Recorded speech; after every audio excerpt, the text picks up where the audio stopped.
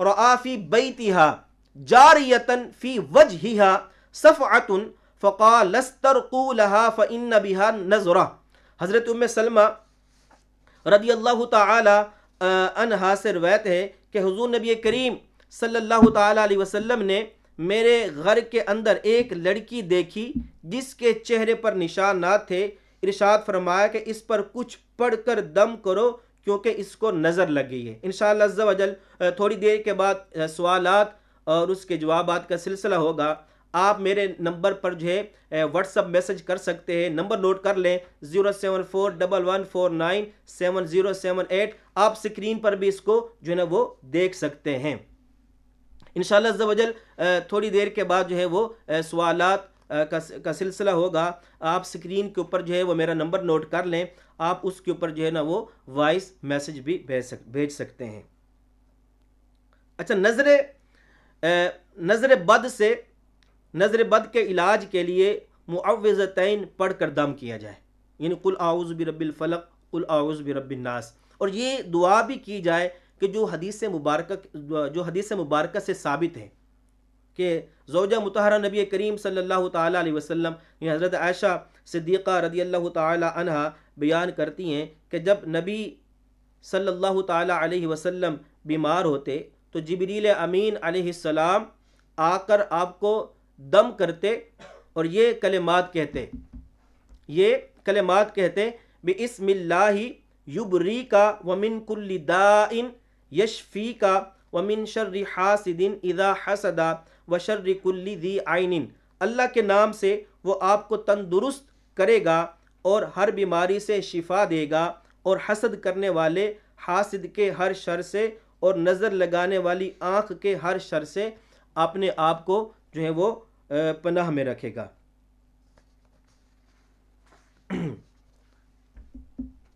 قرآن مجید انشاءاللہ عز و جل ابھی سوالات کا سلسلہ تھوڑی دیر کے بعد جو ہے نا وہ شروع ہوگا. نوید بھائی اگر ہو سکے تو سوالات کا سلسلہ جو ہے وہ آپ اس کو لائیو کریں تو انشاءاللہ عز و جل وہ جو جوابات کا جو ہے نا وہ ترکیب کی جائے گی. عرض کر رہا تھا کہ نظر بد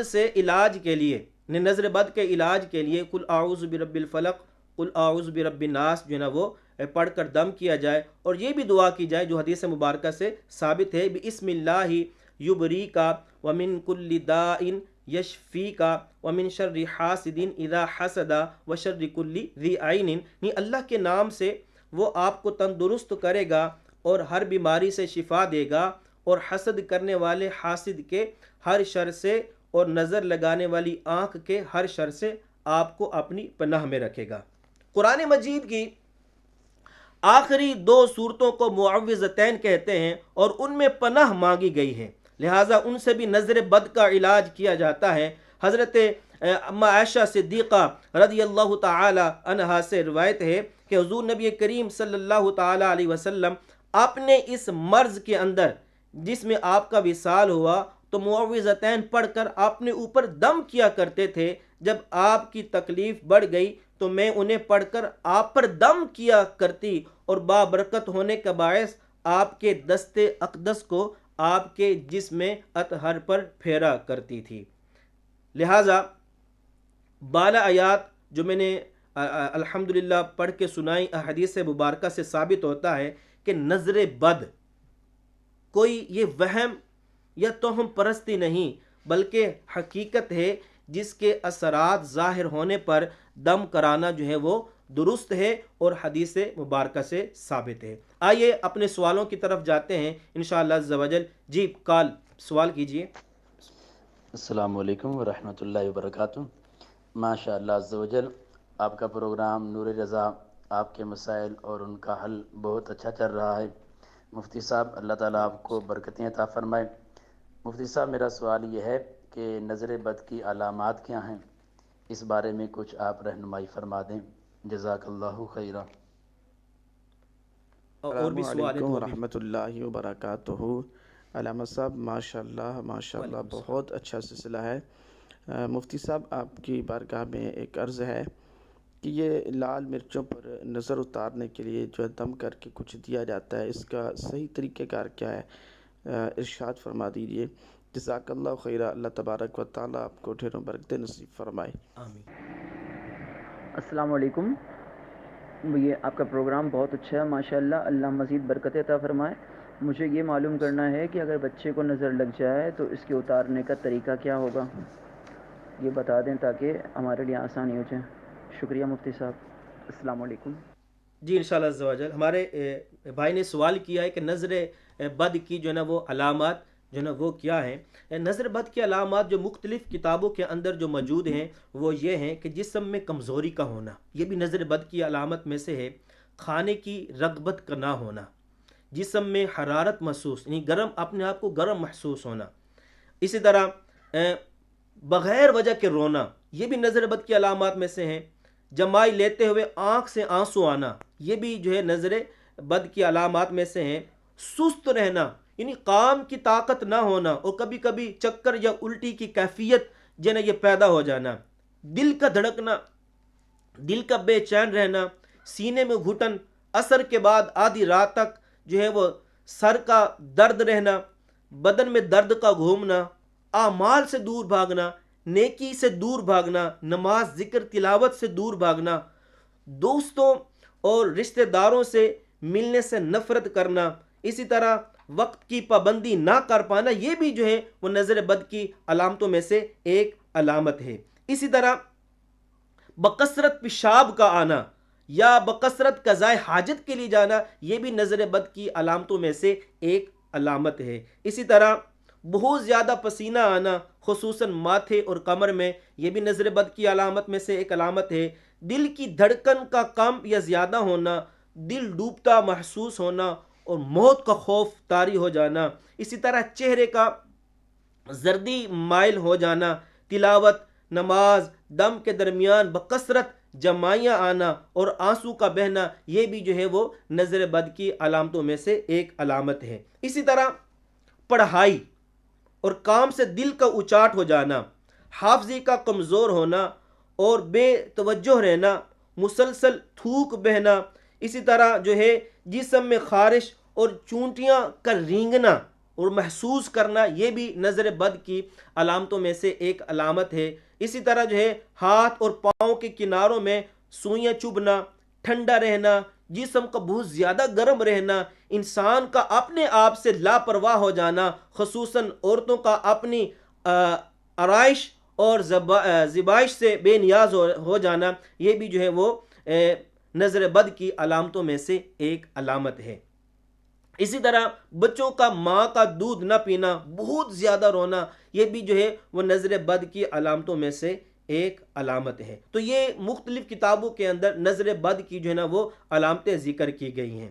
دوسرا سوال کیا گیا تھا کہ علامہ صاحب اگر بچے کو جو نظر لگ جائے تو اس کا کیا طریقہ کار ہے؟ بالکل آسان طریقہ کار ہے، جو ہے بچوں کی نظر اتارنے کے لیے ہمارے بزرگان دین جو ہے نا سورۃ الکوثر سے دم کرتے ہیں۔ جس کا طریقہ یہ ہے کہ سب سے پہلے کیا کرنا ہے، آپ نے 3 مرتبہ درود پاک پڑھنا ہے۔ کوئی بھی درود پاک پڑھ سکتے ہیں، اللہم صلی علی محمد وعلی آل محمد وبارک وسلم، یا الصلاۃ والسلام علیک یا رسول اللہ بھی جو ہے نا وہ پڑھ سکتے ہیں۔ اچھا، پھر اس کے بعد آپ نے تعوذ، اعوذ باللہ من الشیطان الرجیم، پھر بسم اللہ الرحمن الرحیم، پھر 1 مرتبہ سورۃ الکوثر پڑھ کر بچے کے سیدھے گال پر دم کرنا ہے، بچے کے سیدھے گال پر دم کرنا ہے۔ پھر دوسری مرتبہ جو ہے سورۃ الکوثر پڑھ کر بچے کے الٹے گال کی طرف دم کرنا ہے۔ پھر تیسری مرتبہ سورۃ الکوثر، انا اعطیناک الکوثر، پوری سورت پڑھ کر جو ہے بچے کی پیشانی پر دم کر دیں گے تو انشاءاللہ عز و جل جو ہے وہ نظر جو ہے نا وہ اتر جائے گی۔ اچھا، ایک بھائی نے سوال پوچھا کہ جو لال مرچوں کے اوپر جو ہے نا وہ دم کر کے نظر بد کا علاج کیا جاتا ہے، اس کا طریقہ کار کیا ہے؟ اچھا، یہ جو طریقہ کار ہے لال مرچوں کے اوپر، مختلف جو ہے بزرگان دین نے، مختلف علماء کرام نے، مختلف عاملین نے اپنے اپنے طریقے سے جو ہے وہ نظر بد کا علاج کرتے ہیں لال مرچوں سے۔ جو مشہور طریقہ ہے جس کو امیر اہل سنت حضرت علامہ مولانا محمد الیاس اتار قادری دامت برکاتہم العالیہ نے بھی جو ہے وہ بتایا ہے، وہ کیا ہے کہ 3 عدد سرخ مرچ لیں، اس پر 7 مرتبہ بسم اللہ شریف پڑھیں، 1 مرتبہ آیت الکرسی، 3 مرتبہ سورۃ الفلق اور 3 مرتبہ جو ہے وہ سورۃ الناس، اول آخر درود پاک پڑھ کر مرچوں پر دم کریں، پھر ان مرچوں کو مریض پر 21 مرتبہ وار کر چولہے میں ڈال دیں، 21 مرتبہ وار کر چولہے میں ڈال دیں۔ انشاءاللہ عز و جل نظر کا جو ہے نا وہ اثر جو ہے وہ اللہ پاک کے حکم سے انشاءاللہ عز و جل وہ ختم ہو جائے گا۔ اسی طرح ایک اور بھی جو ہے نا وہ علاج بتایا جاتا ہے، جیسے کہ حدیث مبارکہ بھی میں نے پڑھی کہ جس پر نظر لگی ہو اسے فرض غسل کی طرح غسل کرنے کا کہیں، اور اگر معلوم ہو کہ فلاں بندے کی نظر لگی ہے تو جس کی نظر لگی ہو اس کے وضو کا پانی مریض پر چھڑکے اور یہ دعا 11 مرتبہ پڑھ کر مریض پر دم کریں تو انشاءاللہ عز و جل جو ہے اس کی نظر جو ہے نا وہ اتر جائے گی۔ وہ دعا یہ ہے اعوذ بکلمات اللہ التامات من شر کل شیطان وہامۃ ومن کل عیب۔ اسی طرح ایک اور مشہور جو ہے علاج ہے نظر بد اتارنے کا، وہ یہ ہے کہ ہر مرتبہ بسم اللہ الرحمن الرحیم کے ساتھ سورۃ القلم کی آیت پڑھ کر مریض اور پانی پر دم کرتے رہیں، اور 9 مرتبہ دم کرنے کے بعد مریض کو پانی دیں اور 7 گھونٹ پانی پینے کو کہیں، اور پینے والا مریض ہر گھونٹ پیتے ہوئے بسم اللہ شریف پڑھ کر پانی پیے، پھر باقی پانی مریض پر چھڑک دیں تو انشاءاللہ عز و جل وہ نظر بد فوراً ختم ہو جائے گی۔ وہ قرآن پاک کی آیت کون سی ہے؟ وَإِن يَكَادُ الَّذِينَ كَفَرُوا لَيُزْلِقُونَكَ بِأَبْصَارِهِمْ لَمَّا سَمِعُوا الذِّكْرَ وَيَقُولُونَ إِنَّهُ لَمَجْنُونَ۔ تو انشاءاللہ عز و جل جو ہے وہ نظر بد انشاءاللہ عز و جل وہ ختم ہو جائے گی۔ الحمدللہ رب العالمین۔ آج کا ہمارا جو موضوع نظر بد کے اوپر تھا، آپ ہمارا اسکرین کے اوپر جو ہے وہ نمبر بھی دیکھ سکتے ہیں، اور انشاءاللہ عز و جل آپ ہم سے سوالات بھی کر سکتے ہیں۔ نیکسٹ سلسلہ انشاءاللہ عز و جل اسماء الحسنہ کے اوپر ہوگا، ضرور دیکھیے گا۔ اچھا، ایک مشہور وظیفہ ہے رمضان المبارک کی 11ویں اور 12ویں رات کا خاص عمل۔ آج تو 10ویں ہے، تو کل کی جو رات ہے اس میں ایک مشہور وظیفہ ہے، وہ آپ ضرور کیجئے۔ رشتوں کی رکاوٹ کے لیے وظیفہ ہے، رزق میں وسعت برکت ہے، قرضوں سے نجات کے لیے ہے، اور ہر قسم کی پریشانی کے لیے ہے۔ وہ وظیفہ کیا ہے؟ خصوصاً شادی میں رکاوٹ یا جن کے رشتے ٹوٹ جاتے ہیں، اسی طرح رزق میں وسعت، بیماریوں سے شفا، قرضوں سے نجات کے لیے رمضان المبارک کی 11ویں اور 12ویں روزے کی درمیانی رات کو بعد نماز عشاء تراویح 12 نفل اس طرح پڑھیں کہ ہر رکعت میں سورہ فاتحہ کے بعد 1 مرتبہ سورہ اخلاص پڑھیں۔ 12 نفل پڑھ کر پھر جو ہے آقا صلی اللہ تعالیٰ علیہ وسلم کے وسیلے سے اللہ تبارک و تعالیٰ کے حضور گڑ گڑا کر خلوص دل، انکساری اور عاجزی سے کم از کم 12 منٹ تک دعا کریں۔ پھر کرم دیکھیے کہ اس وظیفے کی بدولت کئی خوشیاں لوٹ آئی ہیں۔ آپ خود بھی کریں اور اس وظیفے کو عام بھی کریں۔ اللہ تبارک و تعالیٰ سے دعا ہے کہ ہم سب کو اس پر جو ہے وہ عمل کرنے کی توفیق عطا فرمائے۔ اسی طرح میرے بھائیوں، ایک اور جو ہے وہ وظیفہ آپ کی بارگاہ میں جو ہے نا وہ عرض کرتا ہوں۔ وہ وظیفہ یہ ہے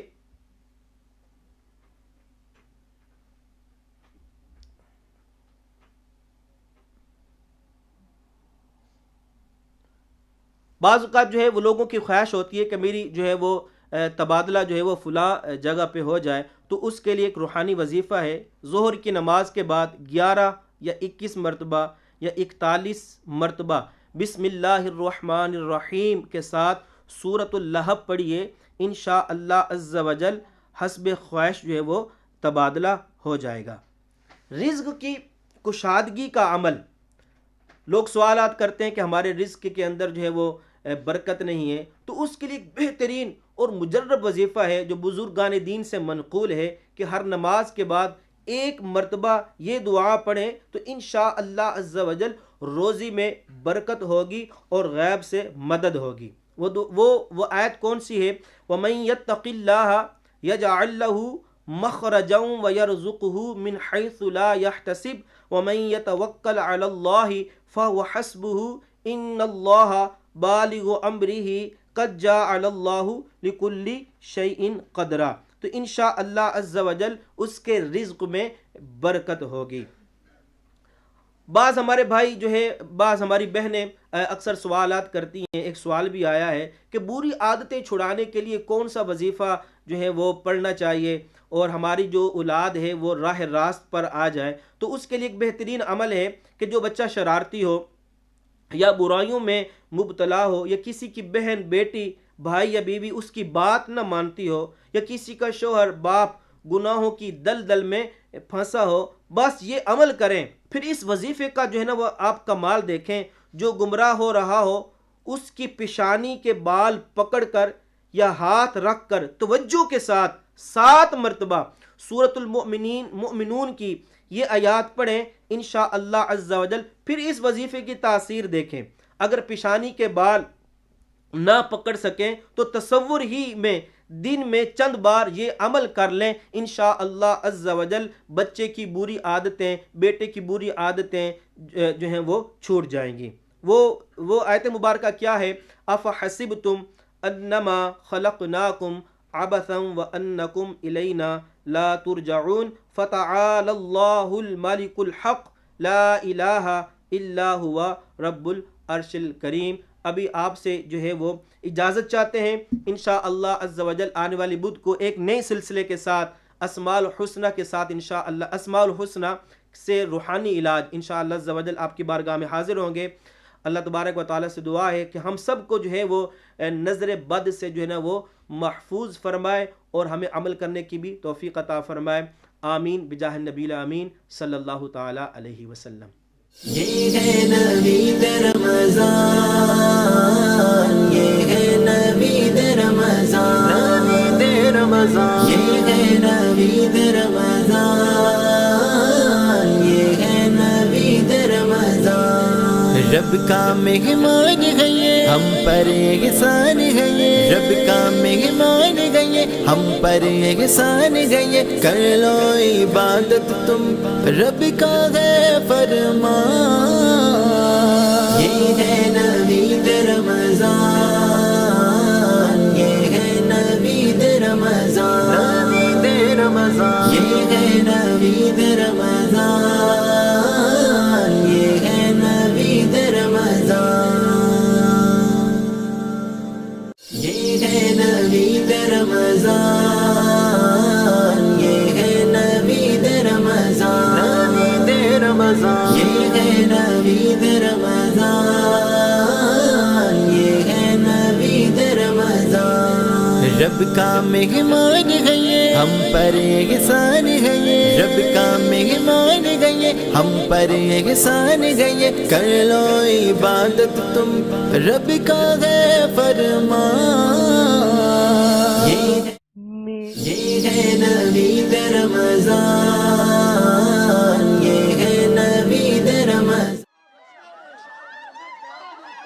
آقا میرے آقا، آقا میرے آقا، آقا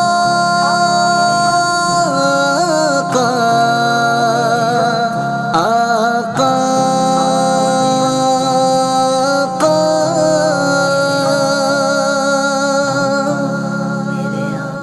اے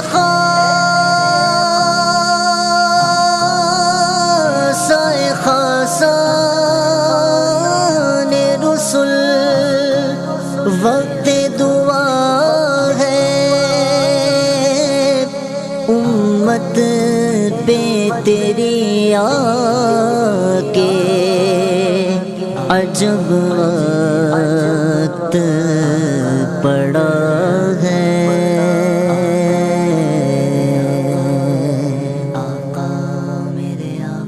امت ہے پریشان، خبر لیجیے آقا۔ امت ہے پریشان، خبر لیجئے آقا عاصی ہے گناہ گار خبر لیجئے آقا فاروق نہ طارق ہے نہ محمود ہے کوئی فاروق نہ طارق ہے نہ محمود ہے کوئی مزتر ہے مسلمان خبر لیجئے آقا مزتر ہے مسلمان خبر لیجئے آقا خطرے میں ہے پریشان خبر خطرے میں ہے خبر لیجئے آقا عاصی ہے گناہ گار خبر لیجئے آقا ہر سمت مسلمان پہ چڑھاتا ہے طوفان ہر سمت مسلمان پہ چڑھاتا ہے طوفان طوفان پہ طوفان خبر لیجئے آقا طوفان پہ طوفان خبر لیجئے آقا یہ وقت دعا ہے پریشان خبر دعا ہے آقا عاصی ہے گناہ گار خبر لیجئے آقا ہے کیسا ستم خون میں جلتا ہے مساجد ہے کیسا ستم خون میں جلتا ہے مساجد مقتول مسلمان خبر لیجئے آقا مقتول مسلمان خبر لیجئے آقا آمد ہے پریشان خبر لیجئے آقا عاصی ہے گناہ گار خبر لیجئے آقا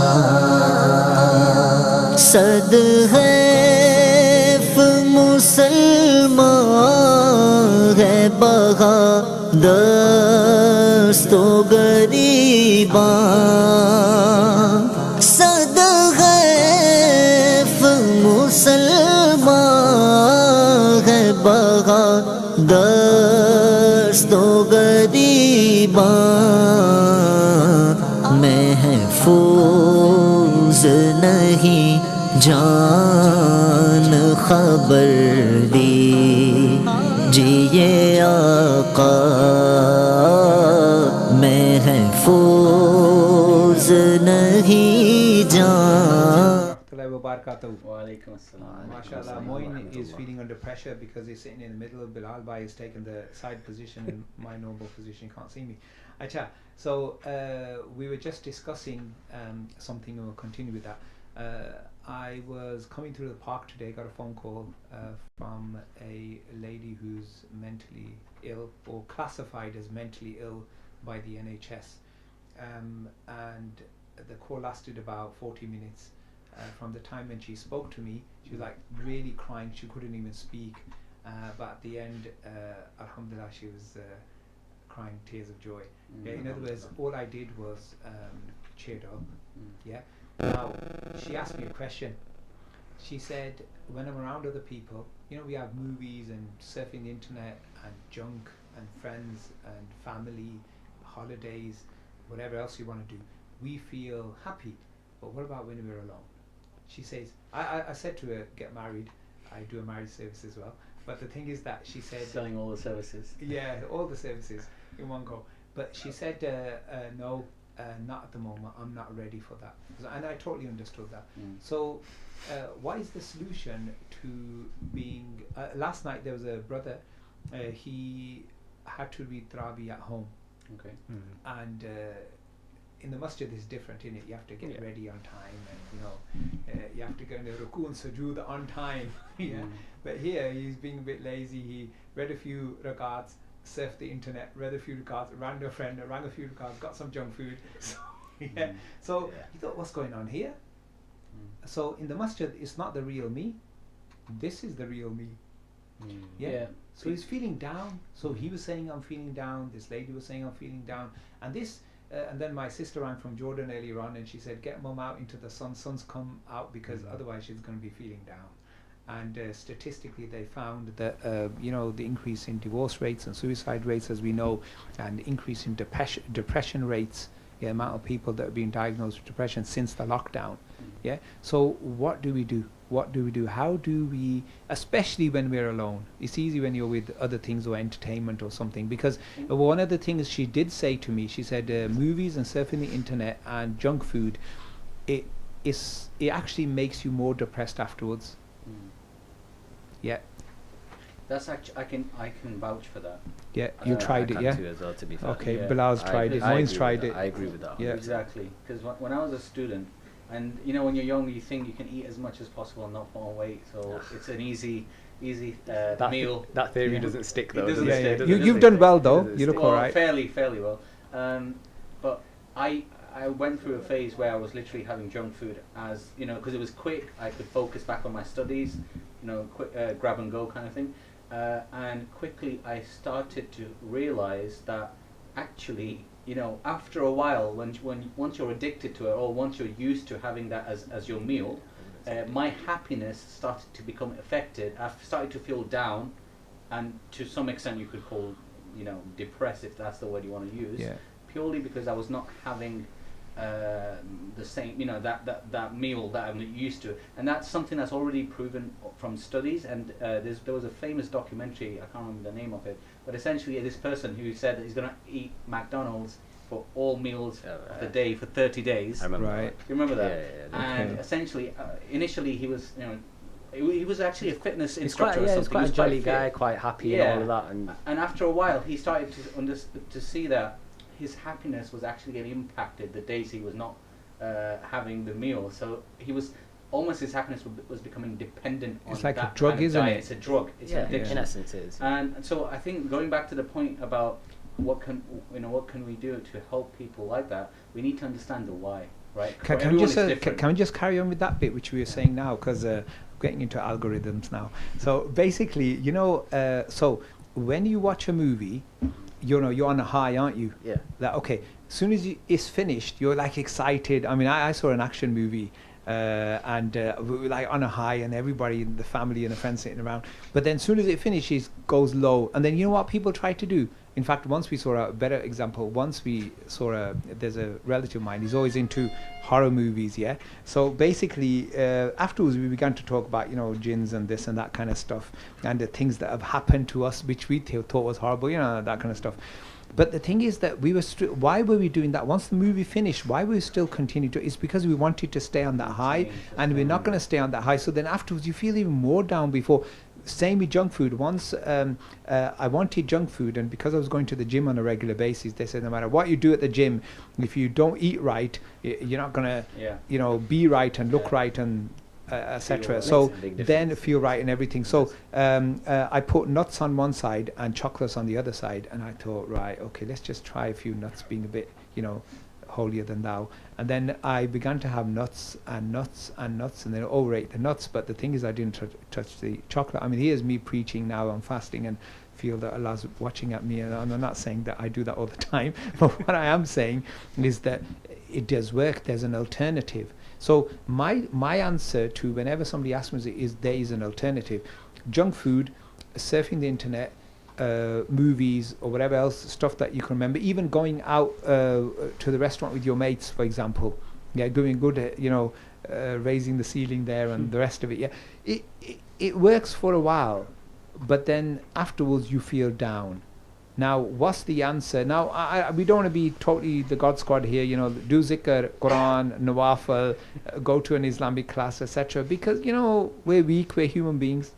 I think for myself, I've noticed this change throughout lockdown. I mean, obviously, we've had a lot of change going on recently, starting from last March, where we'd have a routine, but that routine's completely broken. We'll be stuck inside for I don't know how long, we'll say for a full year, basically. I mean, obviously on and off, but our routines are completely changed. There was no football. For example, for myself, I used to go football a lot, used to go gym a lot. And when all that stopped, I kind of felt a change in myself. This is a personal thing. I felt I felt my mood go down from that. And I noticed that the junk food that I would have while I was exercising, while I was playing football and everything like that, it didn't make me feel the way it used to. And once I changed that aspect, and once I realized that was the case, I changed that aspect. I changed the way I ate. I changed what I ate, and I started to eat kind of, not completely change it, but kind of omit a few things, take out a few things, i.e. fried food, and have grilled food instead. Like instead of going to get a fried chicken burger, so just go get a grilled peri burger instead. Try it out, tried and tested it, and honestly, it does make a huge difference in your mood. It does. It makes you feel. I mean, now I'm at the point where if I have even one bit of fried food, I can kind of feel it have an effect on my mood and on my body. And it doesn't have the same taste. It doesn't taste as nice. I was crazy about certain ice creams and milkshakes and stuff like that, but then I left it for a while, and then when I came back to it, it wasn't the same. I mean, to be honest, with ice cream and milkshake, I'm happy with that. I'll go with that. It's more so the fried stuff. I mean, as we're all Asians, we do tend to eat fried food quite a lot as well, so it does. It makes a big difference. Can't help you with the samosas when your mum puts in front of you. Son, eat, hook 'em. Yeah. Also, I think the thing is, it's about making sustainable decisions. So, you're saying making small changes that can stick in the way you live your life, right? And going back to your point about, depression, I think it's important to understand the cause of the depression, because it's different for different people. And so, again, let's understand the cause, and then based on that, provide an alternative to, a sustainable alternative through which that person can disassociate their happiness from whatever they're missing out on. Right? It has to be realistic as well, practical. Down to earth. Yeah. I mean, right. Yeah, it's like okay. I thought he was going to tell us. Then go on. Well, it depends on the person and what they're essentially addicted to or what they're missing. It does depend. It does. To be fair, it does depend on what hobbies they like to take up. Yeah. If they don't like a certain thing, for example, like I said for myself, it'd be football. If they don't like sports, that can't be their thing. Yeah, like doesn't matter how much you ask them to I used play to like sports. Moin. I used to like Moin, but the other day he told me that he's now doing self-defense, aren't you? I had to do it. He had to do self-defense. do it. And I got That's jealous, and then I thought I don't like him anymore because I wanted to do BJJ. What are you doing? Muay Thai. BJJ is better, I'm going to do that as well, inshallah. Just let it. Now you're open going up to a get bit more more. jealous. One step at a time, isn't it? Yeah, One one step step at at a a time. time. Can't push everything. Yeah, Gotta- but you know, I went for some of these sessions, yeah, and in fact I just saw the guy waving to me in the car outside, the one whose session I went to. He's probably where's he gone? But you know, it's all to do with becoming Bruce Lee overnight. You know, we talked the other day about instant satisfaction. Yeah, you were here. Yeah, the thing is that you want instant gratification. How do you do that? Like movies, easy to switch it on. You know, one point about movies I wanted to mention earlier is that actually, if you think about it, people are just trying to find ways to avoid having to deal with their problems in real life. Movies is a way for them to distract themselves. Yeah. I mean, everything that people do nowadays is a distraction. It's a distraction. We don't look at it. At work, we deal with something called A3s, and what it is problem solving. And the problem with a lot of things that happen is we always treat the symptoms, we don't treat the actual root cause. Yeah. For example, watching that film, it doesn't treat the fact you might be a little bit sad, you put on a film, it makes you feel a bit better. That's it. It makes you feel better for what? A good half an hour, 15 minutes after the film, and then you start thinking about the problem again. Yeah. But once you actually start thinking about what the actual problem is, and then you can start dealing with that, Yeah. that's the only time. Come on, it'll guys, actually get to a give point. me some practical solutions here. Depends on the problem. What's the problem? Okay, boredom. Boredom. And how are how is that person currently dealing with it? Okay, so the person distracts themselves, like for example, chats with somebody. You know, you have to read Tarawih. That's a distraction. So, and you know, a few other things like that. So, but basically, the person even realizes that it's short-lived and it comes and goes and it doesn't stick. But while it's there, we even discussed that it doesn't actually really hurt or damage you. Doesn't leave you as a lesser person. But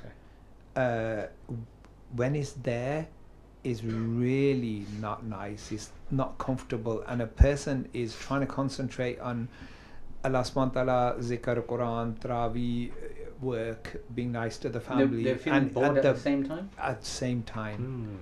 Yeah, it's very hard for them to, unless something big happens, like for example, their 5 friends pull up in the car outside. Yeah, then that's a bit different. Yeah, but understand. ordinary life, you know. I would argue if a person is doing worship, he's bored and he's almost making himself do the worship still, forcing himself to do the worship, that actually goes a long way to almost demonstrating his commitment to his deen. The fact that he's not even getting pleasure from the worship and he's still doing it. Yeah. So I would argue that that's actually even the next level of dedication when it comes to worship. I don't know. Yeah. I No, think, I understand. Agreed. When worshipping, I think you should kind of do it to a level where you do feel enjoyment. Like, I understand that obviously you have to put the dedication into it, but it's like with anything, if you do something too much, you tend to get bored of it. No matter what it is. If you have too much of the same ice cream for 1 week, you'll end up getting bored of it. If you do the same thing over and over again, you do get bored of it. So it's always worth switching up the routine here and there, whether that's with worship or whether that's with what films you're watching as a start. Like, just build that up slowly, replace small acts with other things that could induce happiness, and then go from there. You know, they say variety is the spice of life. So it says in the Quran as well that Allah subhanahu wa ta'ala provide you different variety of foods and stuff, and enjoy yourself. And it is important to change things up. Yeah, 100%. have a bit of time. But you know, you're right. After we used to do on a Friday night, we had a club, and we used to do badminton for the upper body and football for the lower body. So basically, we used to do that every Friday night because it relieves you, and then you can nicely go back to your family instead of taking all that stress from the office into the home. And after we did that, because namaz times used to come, and we used to go to read namaz in the masjid. Yeah, you know that feeling. Obviously you're already feeling happy because of the exercise. Yeah, so that's something we did, and then we feel good in our worship, like Bilal was saying. And then last night I was doing my Tarawih, and then after Tarawih there was a particular famous personality who was supposed to ring me afterwards, so which was going to be about past midnight. So I was looking forward to that. So I was concentrating on my salah better because there was something happy to look forward to. You understand? So the thing is that Moin's right, you do need happiness we mentioned this a few times during since we started this podcast. You do need happiness in your life, because if you're sad and dismal, you're not going to not just be enjoying life, but you're not going to be enjoying your relationship with Allah subhanahu wa ta'ala, if that makes sense. Honestly, I think it depends on the person. So, you know, that same example you mentioned, that you had something to look forward to, so therefore you had even more khushu in your worship. That could be a That could be the other way. It could be a distraction for some people. It was actually hinder them from performing salah properly. It's like the food thing as well. It's like when there's food on the table, you shouldn't really pray. You should eat and then pray. Yeah. In a similar way, that could be a distraction for someone else. You're right, because I actually thought between my rakats that you know, is that on the back of my mind as well? Because my mom always says to me, you know, if you're like rushing your namaz to go and do something, I mean, she didn't mean it's not kabul, but it's not a namaz. You're doing it for something else. You're not doing it for Allah. You're just sort of, but you know, generally speaking, one of my teachers said that try to remain happy, because you will have more khushu and huzur, generally speaking. Because if you're sad and depressed, it impacts. Yeah, generally speaking, like I'll give you an example, right? Take wuzu for example. If if a person has an issue with wuzu, right? So whatever the reason is, okay, and he or she has to continuously redo the wuzu for worship, right? The first time they will do it with motivation. By the second or third time, they're almost frustrated that they have to do it, right? Yeah. So, and that would impact their worship as well, because the way you do your wudu, that's the way you're going to worship. Yeah, no, it's true. I mean, one of my family members, I think the inside of their lip was bleeding, but the blood didn't come out, and she goes, find out, ring every mufti in the world, is my wuzu broken? I said, by the time I finish doing that, it'll be a week, but you can do wuzu in 5 minutes. Yeah, he was like, oh my God, you know, it's had a stress moment. But you know, when you're doing wuzu, right, you know, we always try to look at alternative things on this program. Yeah, when you're doing wuzu and you're bored, yeah, you're supposed to be thinking. The Prophet ﷺ said, think about Allah subhanahu wa ta'ala doing wudu, and then your salah will be better. Okay, during your wudu, if you are singing your favorite pop song, well, look, it depends on stages. I actually I've actually seen someone do exactly that. Yeah. Oh, right. But I think it's important to remember that there's stages in this. There's levels to this, right? So the fact that that person is doing wuzu, even though singing song, he might be literally at that transition into, you know, becoming more closer to, you know, Allah Ta'ala and the deen, right? So just because he does that doesn't mean necessarily you should shoot him down, right? Again, there's levels to this. But I heard of showers, but never heard of wuzu before, because I know in showers you start. People. In fact, our next door neighbours, when they're, you know, you could hear each other from the bathroom, because the bathroom's echo in it, so you know what songs we each sing. Oh man. but the point is, I mean, you're not going to do a nasheed in there. You're not going to. No, it's the bathroom. But you know, how do you? Here's one way that because this happened to me once in a shower, and I was. So I don't know why. Sometimes some old song just comes into your head.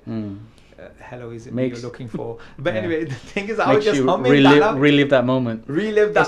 But to be fair, the only reason why you're reliving that moment is because it was a happy moment. It was a happy moment. It was a happy moment. That's why you're thinking about that song. Yeah, that's so true. Thinking about that song. Apparently, you know, we only remember sound bites from our kind of life.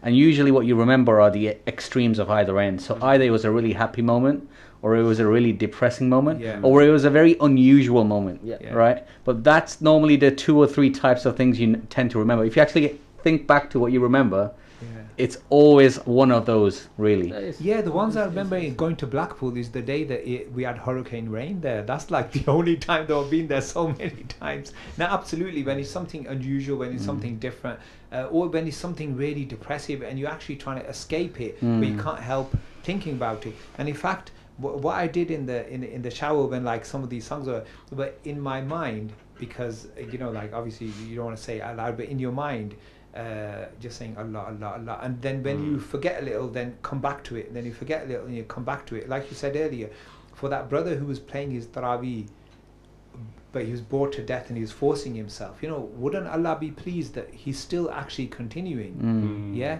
the Khalis forgot to say Allah a few times during his shower. He's still trying to. I think, you know, I think it's a bit hard to just you know, constantly just say Allah, Allah, Allah. I think to be a bit more practical with it, I think it's better to just kind of, I think this is a tip that I've tried to start using, is try to remember moments where you've remembered Allah, because in them times you're usually quite happy. For example, I don't know, I'll give an example. When you're in this is just a salah example, when you're in sujood and you're saying the words Subhana Rabbil A'la, you're saying Allah the Most High. I go back to the point where I was on top of the Atlas Mountains.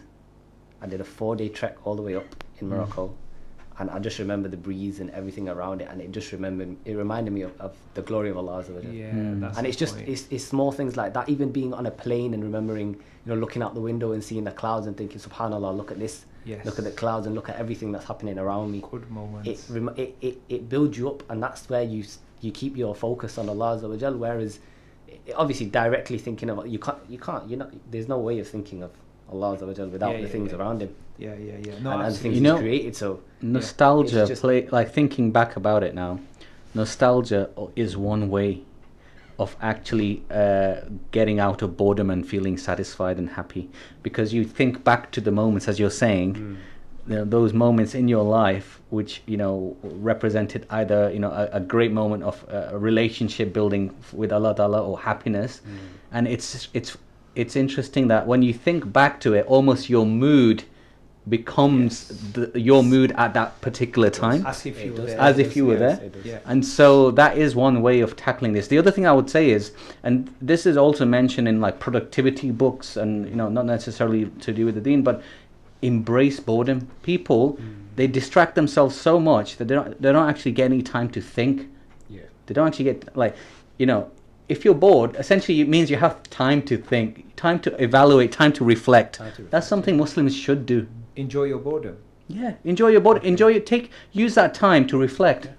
You know, if you're always distracted, when are you ever going to reflect on your life? Okay, actually, that's a good thing. You know, I had an iftari, and the food which was made wasn't my kind of food. So if I don't have good food, I feel bored, if you want to say that. So then what I did was I began to think in the moment, because my mind was going towards other nice tasty food, but I was eating this food. So it actually did help me. It actually did. I was like focused on the food, though it wasn't that great, not my appetite, but still I thought it's okay. It's not that bad, because the mind was trying to make it worse. But that's the point. You know, the next point which I was come to was some people who say we're really bored out of our heads, we're suffering from infected with a boredom disease or something, then I say to them, you don't need to get excited, you don't need to get happy. In other words, you know, when you say embrace it or enjoy it, I know it may be a bit for the viewers, like, how do you enjoy?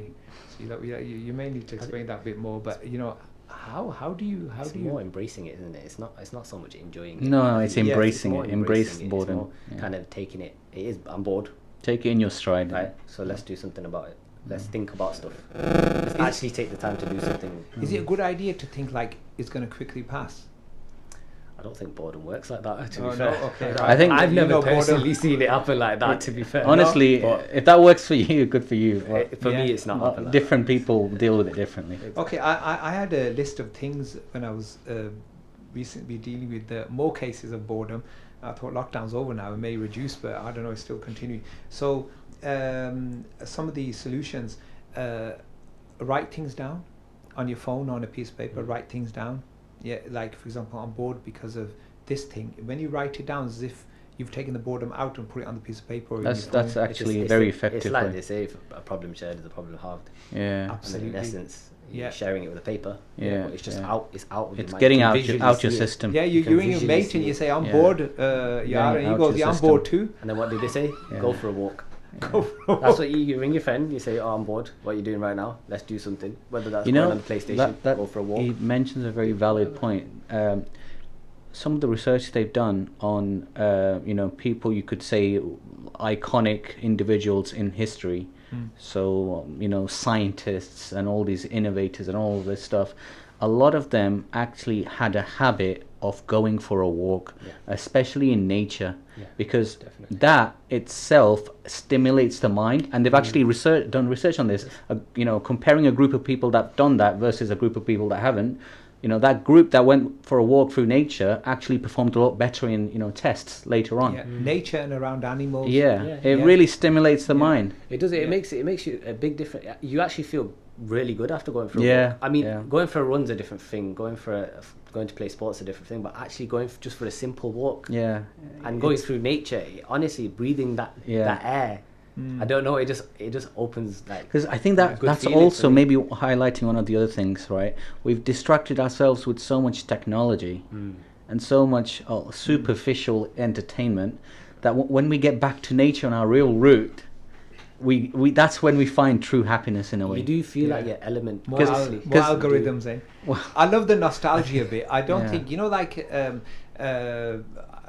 this great, it's like an old word, but not many people use it, as far as I know. I mean, sometimes it's used in the media. Most people, I don't even think know what it means.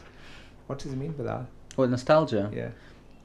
For me, it means remembering the past, the happy past moments. The happy past. I feel like I'm getting quizzed on this. I need to Google it. Feeling a bit doolally.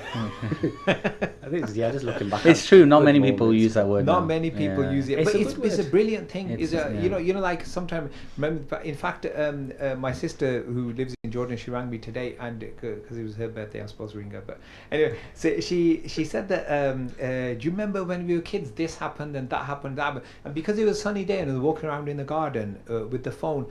It was beautiful. It was like as if we were, gone back then there. Again.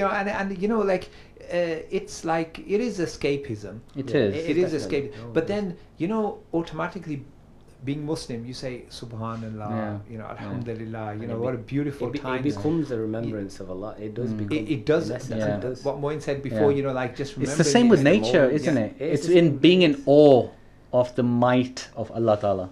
Yeah, right. You might not think of it like originally, but when that's what it is. Come to terms with where you are and what's going on, and then you remember certain things from it. It becomes a good happy memory. And then it becomes nostalgia. The other thing, the other thing we should probably mention if we're mentioning depression, is basically anxiety. Right, a lot of people want to be constantly distracted because the moment they're not. And this is with people that listen to music as well. Yeah. The moment they're not listening to music, there's this white gap of nothing happening, and that gives them anxiety. Yeah. Right, and they're trying to avoid that anxiety and being on this constant, running cycle of replacing, this type of entertainment with that, because they don't want to face the reality. That's what I'm saying. It's like people running away from the reality. That's what it is. It's what a lot of us have been doing for a very long time now. Yeah. Ever since I think these entertainment systems have come into place. Yeah. The things like Netflix and all of that, it's made it very hard for us to be happy with nothing. Yeah. I think that's the best way to put it. You ring your mate up and he says, "Oh no, I'm on the Xbox for the next 4 hours," and then the person becomes depressed from his friend saying, "No, I can't do whatever." And then 2 o'clock in the morning he rings you, "Do you want to go out?" so this is the other thing I was going to mention, that if you actually look at it, I mean, I through my personal kind of friends and colleagues and stuff like that, I've also noticed this. But if you look at depression and suicide rates recently, with the spike you mentioned after COVID lockdown, I would think it's been more in non-Muslims than Muslims. Oh yeah, massively more. You know why? Because non-Muslims completely depend on this level of entertainment. Right, that's just purely their only one place to go, right? Whereas Muslims, they do have that, but then they also have worship, they also have the family, they also have that support system that a lot of non-Muslims don't have. Maybe we should say religious people and non-religious people. There's a difference there as well. And also agnostics. In other words, there's also those type of people, atheists, agnostics. Not sure. In other words, there's some supreme being out there looking after me. That kind of thing. They recover better. I mean, university researches have been done like that all over the world. One thing about agnostics and generally people, atheists, right? And this is, you don't need to be religious to believe this. It's logic, right? If you think about anything in the world, that's powered, right? It requires an energy source, right? This light that that's on, it requires electricity. It requires a switch, right? Anything your car needs fuel, right? The TV to go on needs to be plugged into an electric source, right? It does need fuel right now as well. But apply that same logic to your heart. Your heart is a self-pumping muscle. What is the source that's pumping it? It must be getting an energy source from somewhere. Just because you can't physically see that source doesn't mean it's not there, right? And that's something you don't need to be religious to understand the logic behind that. But there's clearly a source pumping your heart, and it's essentially one that you can't see. It's spiritual. I guess that's where people go into the argument of the atomic level and they go further and further. You could always argue that at the end of the day, that's the result. But at the end of that, there's always got to be something pushing that. It's like the whole. It can't be the atoms. It can't be getting passionate here now. I know. Go on. Carry on. It can't just be the atoms that are moving left and right. It has to be something pushing it. Well, it can't just be a force this by is the itself. whole argument for the Big Bang. The Big Bang. No, exactly. It is. It goes deeper. The Big Bang. There needs to be energy to start movement, right? So even with the Big Bang, what caused that first particle to move, right? Prove that to me. Yeah. So you bring in a line to your life because you think, you know what, even if I'm bored, there must be something good in it.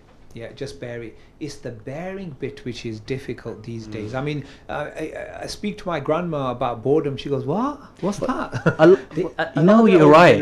Older generations, the concept of boredom. They can be in a home. Yeah, they don't understand the concept. They can be at home for long periods of time. And not feel like the need to have to do something to be able. And I think going back to your point about patience, inna Allaha ma sabirin, right? So Allah Ta'ala mentions himself that he's with the patient. So that's something we need to remind ourselves constantly.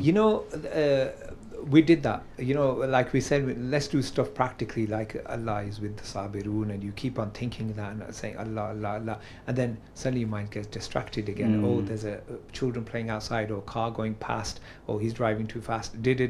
So we were thinking about like really down to earth practical, for which you get swab as well. One thing that I looked into is smiling. So when a person smiles for no reason, just being giddy or something, just smiling for no reason, like mine mostly does, is the sides of your mouth, I heard, I don't know, so that it pulls up, there's veins attached to your heart, and it just pulls your heart up, and you feel happy for no reason at all, being silly and happy. Why not? That's one thing. Guess that's probably why it's a sunnah to smile. It is exactly. That's probably why sunnah it's a sunnah to smile. Absolutely, smile. There's always logic. Yes. There's always scientific backing. It's charity. It's free charity, isn't it? Or smelling perfume, which is nice, or looking at something beautiful, or listening to something nice, etc. Sleep. Some people, if you're bored, you go to sleep. Other people say, like, enjoy your time in the bedroom with your partner, like the halal one. And the other thing people said was talbina, which is the Prophet ﷺ said, make this, is made out of barley, isn't it? Talbina, So we tried that as well. Alhamdulillah. Is it nice? It is very tasty, it's very nice. You'll get off those milkshakes, I'm telling you. You can make it for me one day. Well, inshallah. No, seriously, we're trying.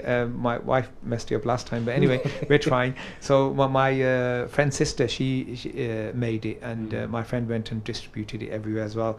Very nice, tell you, so very beautiful. The other thing is, one of my friends said, "What's wrong with dancing?" I'll have to get somebody's fatwa on that. They said, like, what's wrong with exercise? Fair enough. Self-defense, fair enough.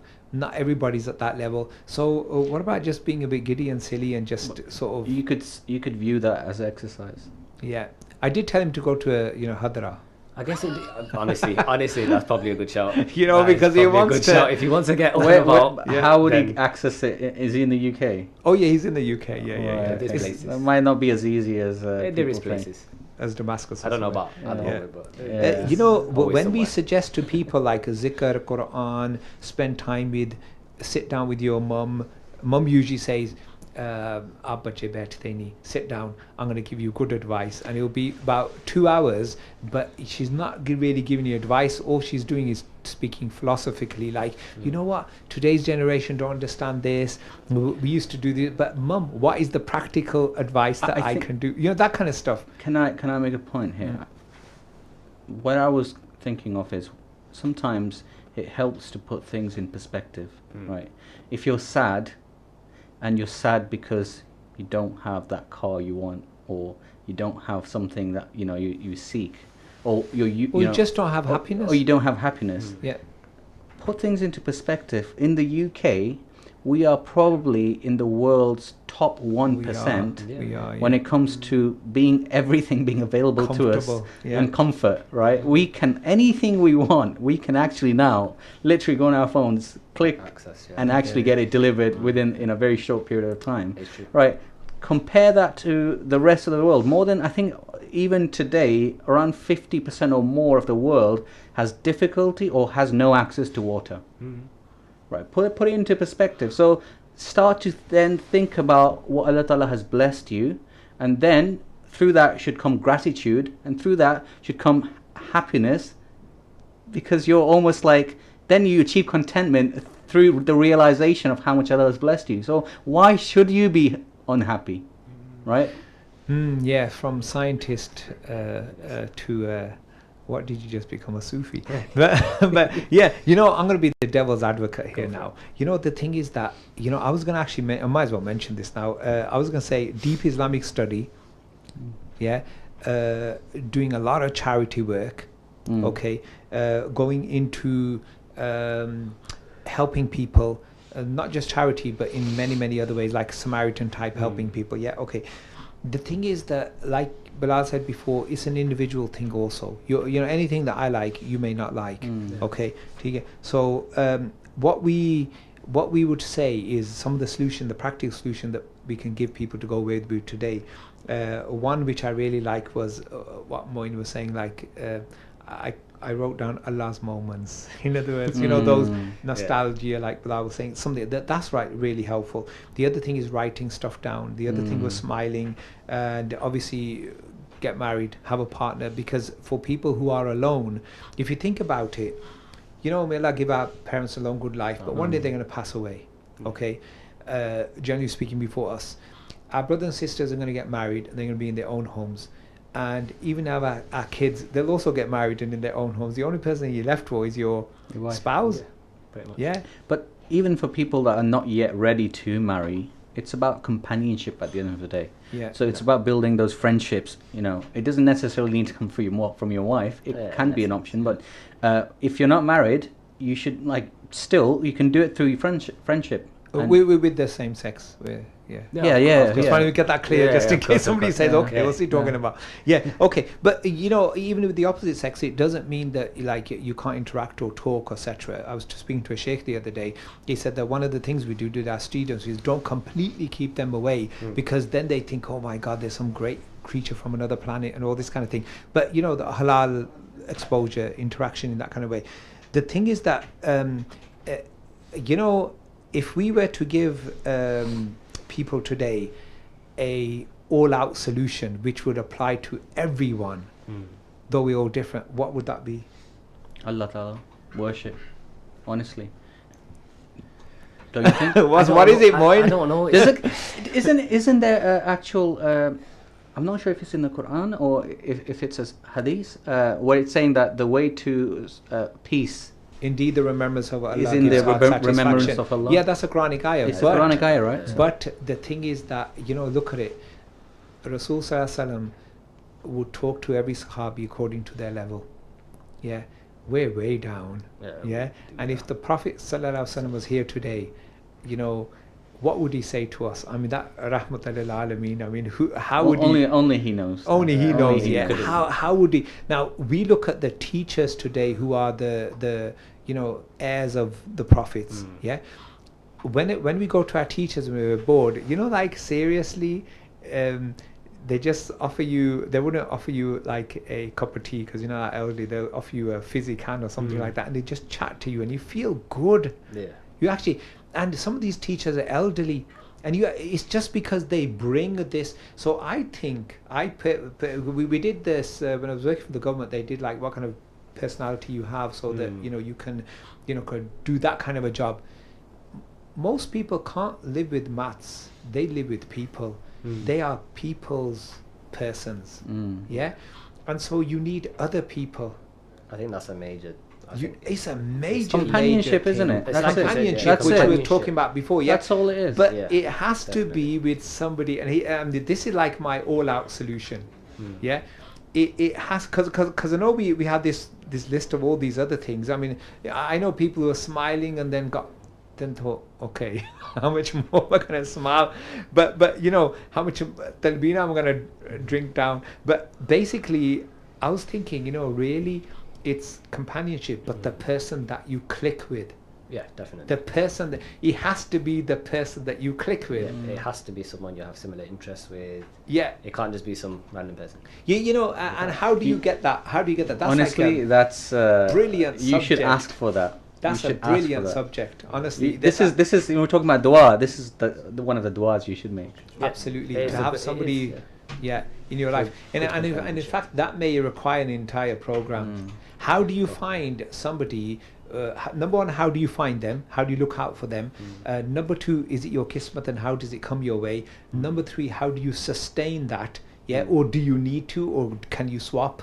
Yeah, okay. And number three, number four is, are you becoming too dependent on that person? Because sometimes I know people who, if somebody died, who was their very close friend or family member, they just could not take it.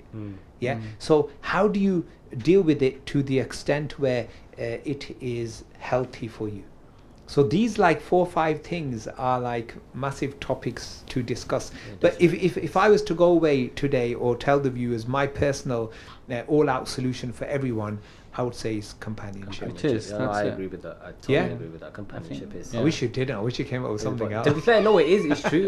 It's true though, isn't it? If it wasn't true, I would have said it. If there was one It is very thing, true. it It's must very be true. companionship. 100%. Mashallah. Like being alone, It's good when Muslims agree.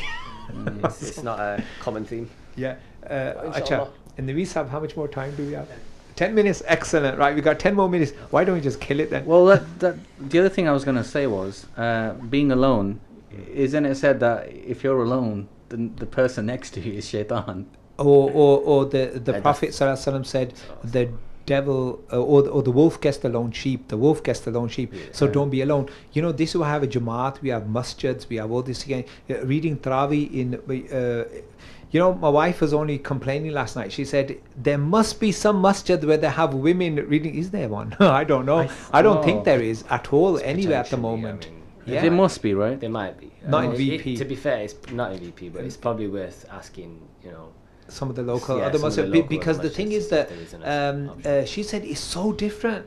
It's not that she doesn't have to cook and she gets free iftari as well. Like those days were like all these women in the local area, because what they do is they give money into the masjid and then they don't have to cook because the masjid cooks for them. They don't need to do any iftari or sari. Because they give money, they give food to take home as well, all this kind of thing. Anyway, that's the nostalgia. But That is the important thing is now we've got a few minutes. Let's just hit on this. Maybe if we can't finish it, we'll carry on. But let's try. Me myself personally, out of my group of friends, we discussed this in the past as well, and they're being very real and they're religious and they don't have a haram relationship. But they said that we find girls more interesting than boys. Isn't that nature? That's It is, nature. it is That's natural. nature. It would be natural, wouldn't That's it? nature. Because that was becoming. We thought, oh yeah, actually, let's think about that. Okay, now you can talk on the phone. Yeah, on the internet, etc. Physically, you can't be alone with them. Okay, but then there's the other thing, the question mark, where how much can you have a good laugh with them? So we broke it down to what that actually means, and we came across 3 bits. One bit is being funny. Second thing is being clever. Yeah, and the third thing, it's an individual thing. Some men like it, some men like tough women who can be fighters, and others want like soft spoken and that kind of thing. That's the third thing, which is a question mark. So at least we have the funny and the clever, or the challenging, you can say. Yeah. Okay. Now, the best thing would be if you had like a sister or a mum or a daughter or a wife who's like that. But why was it that they said, okay, it's nature? Why would you say? When we thought about this, we came across something else, which was this: that when you're with the boys, you have a different type of fun than when you're with the girls. Yeah. And we tested it. You have to do things practical, so then we tested it. We personally found that, you know, birds of a feather flock together. We had more fun with the boys than the girls.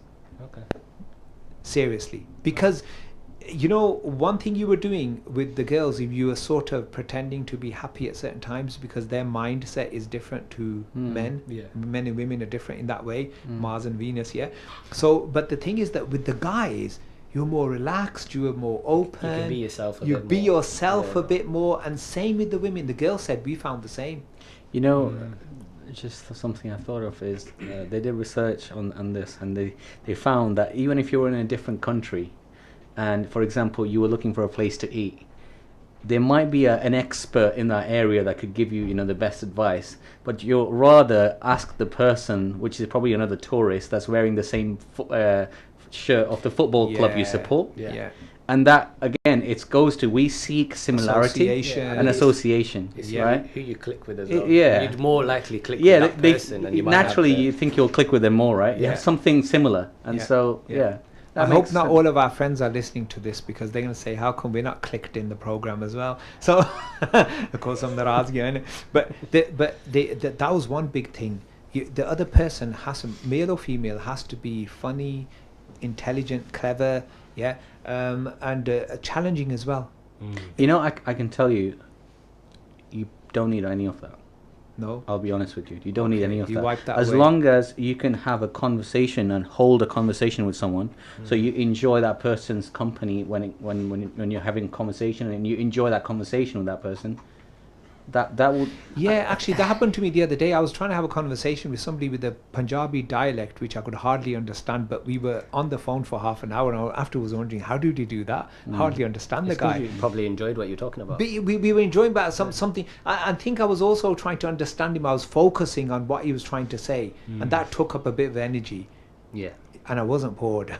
So I was thinking, that's it, you know. So it doesn't have to be. I have to be. So Bilal wiped it all out now. So anyway, so It's different for different people. Different. honestly. So different people. everything's different for different people. Yeah. It Right. always is. Mashallah, inshallah, we'll talk about more different people next time. Jazakum khair for Inshallah. viewing in. Assalamu alaikum. Assalamu alaikum. ये है नवीद रमज़ान, ये है नवीद रमज़ान, नवीद रमज़ान, ये है नवीद रमज़ान, ये है नवीद रमज़ान। रब का मेहमान है ये, हम पर एहसान है ये। रब का मेहमान है ये, हम पर एहसान है ये। कर लो इबादत तुम, रब का है फरमान। ये है नवीद रमज़ान, ये है नवीद रमज़ान, नवीद रमज़ान, ये है नवीद रमज़ान, ये है नवीद रमज़ान, ये है नवीद रमज़ान, ये है नवीद रमज़ान, नवीद रमज़ान, ये है नवीद रमज़ान, ये है नवीद रमज़ान। रब का मेहमान है ये, हम पर एहसान है ये। रब का मेहमान है ये, हम पर एहसान है ये। कर लो इबादत तुम, रब का है फरमान। ये है नवीद रमज़ान, ये है नवीद रमज़ान, नवीद रमज़ान, ये है नवीद रमज़ान, ये है नवीद रमज़ान, ये है नवीद रमज़ान, ये है नवीद रमज़ान, नवीद रमज़ान, ये है नवीद रमज़ान, ये है नवीद रमज़ान। रब رب کا مہمان ہے یہ ہم پر احسان ہے یہ رب کا مہمان ہے یہ ہم پر احسان ہے یہ کر لو عبادت تم رب کا ہے فرمان یہ ہے نوید رمضان یہ ہے نوید رمضان نوید رمضان یہ ہے نوید رمضان یہ ہے نوید رمضان یہ ہے نوید رمضان یہ ہے نوید رمضان نوید رمضان یہ ہے نوید رمضان یہ ہے نوید رمضان رب کا مہمان ہے یہ ہم پر احسان ہے یہ رب کا مہمان ہے یہ ہم پر احسان ہے یہ کر لو عبادت تم رب کا ہے فرمان یہ ہے نوید رمضان یہ ہے نوید رمضان نوید رمضان یہ ہے نوید رمضان یہ ہے نوید رمضان یہ ہے نوید رمضان یہ ہے نوید رمضان نوید رمضان یہ ہے نوید رمضان یہ ہے نوید رمضان رب کا مہمان ہے یہ ہم پر احسان ہے یہ رب کا مہمان ہے یہ ہم پر احسان ہے یہ کر لو عبادت تم رب کا ہے فرمان یہ ہے نوید رمضان یہ ہے نوید رمضان نوید رمضان یہ ہے نوید رمضان یہ ہے نوید رمضان یہ ہے نوید رمضان یہ ہے نوید رمضان نوید رمضان یہ ہے نوید رمضان یہ ہے نوید رمضان رب کا مہمان ہے یہ ہم پر احسان ہے یہ رب کا مہمان ہے یہ السلام علیکم ورحمۃ اللہ تعالی وبرکاتہ۔ الحمدللہ آج ہمیں اللہ رب العزت نے 10واں روزہ عنایت فرمایا۔ آج 10ویں سپارے کی تلاوت ہوگی۔ آج یوم وصال ہے حضرت سیدنا خدیجۃ الکبریٰ رضی اللہ تعالی عنہ، تمام مومنین کی ماں۔ بہت احسان ہے ان کے اسلام پر۔ آج ان کا یوم وصال ہے۔ آج کے مسپارے کا ثواب آقا علیہ الصلاۃ والسلام کے وسیلہ سے، تمام انبیاء کرام کے وسیلہ سے کی بارگاہ میں پیش کرتا ہوں۔ اللہ تعالیٰ قبول فرمائے، اور اس کے بعد محبوب کریم صلی اللہ علیہ وسلم کی ساری امت کو اس کا ثواب عطا فرمائے۔ بالخصوص میرے جتنے بھی دوست احباب اس وقت میری مائیں بہنیں اس مقدس سپارے کی تلاوت سماعت فرمائیں گی، ان کے والدین، ان کے خاندانوں کے افراد جتنے بھی اس دنیا سے چلے گئے ہیں، اللہ رب العزت کی بارگاہ میں عرض ہے کہ اس کا ثواب اللہ تعالیٰ ان سب کو عطا فرمائے۔ یہ ہے نوید رمضان یہ ہے نوید رمضان نوید رمضان یہ ہے نوید۔ اعوذ باللہ من الشیطان الرجیم، بسم اللہ الرحمن الرحیم۔ یہ ہے نوید رمضان یہ ہے نوید رمضان۔ اعوذ باللہ من الشیطان الرجیم، بسم اللہ الرحمن الرحیم۔ الحمد لله رب العالمين الرحمن الرحيم مالك يوم الدين إياك نعبد وإياك نستعين اهدنا الصراط المستقيم صراط الذين أنعمت عليهم غير المغضوب عليهم ولا الضالين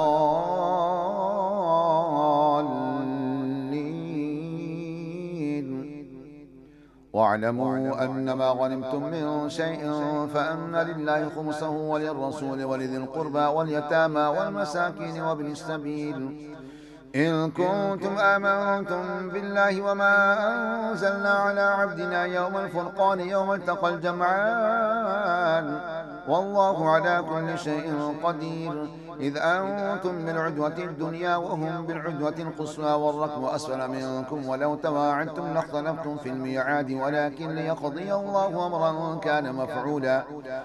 ولكن ليقضي الله أمرا كان مفعولا ليهلك من هلك عن بينة ويحيى من حي عن بينة وإن الله لسميع عليم إذ يريكهم الله في منامك قليلا ولو أراكهم كثيرا لفشلتم ولتنازعتم في الأمر ولكن الله سلم إنه عليم بذات الصدور وإذ يريكموهم إذ التقيتم في أعينكم قليلا ويقللكم في أعينهم ليقضي الله أمرا كان مفعولا وإلى الله ترجع الأمور يا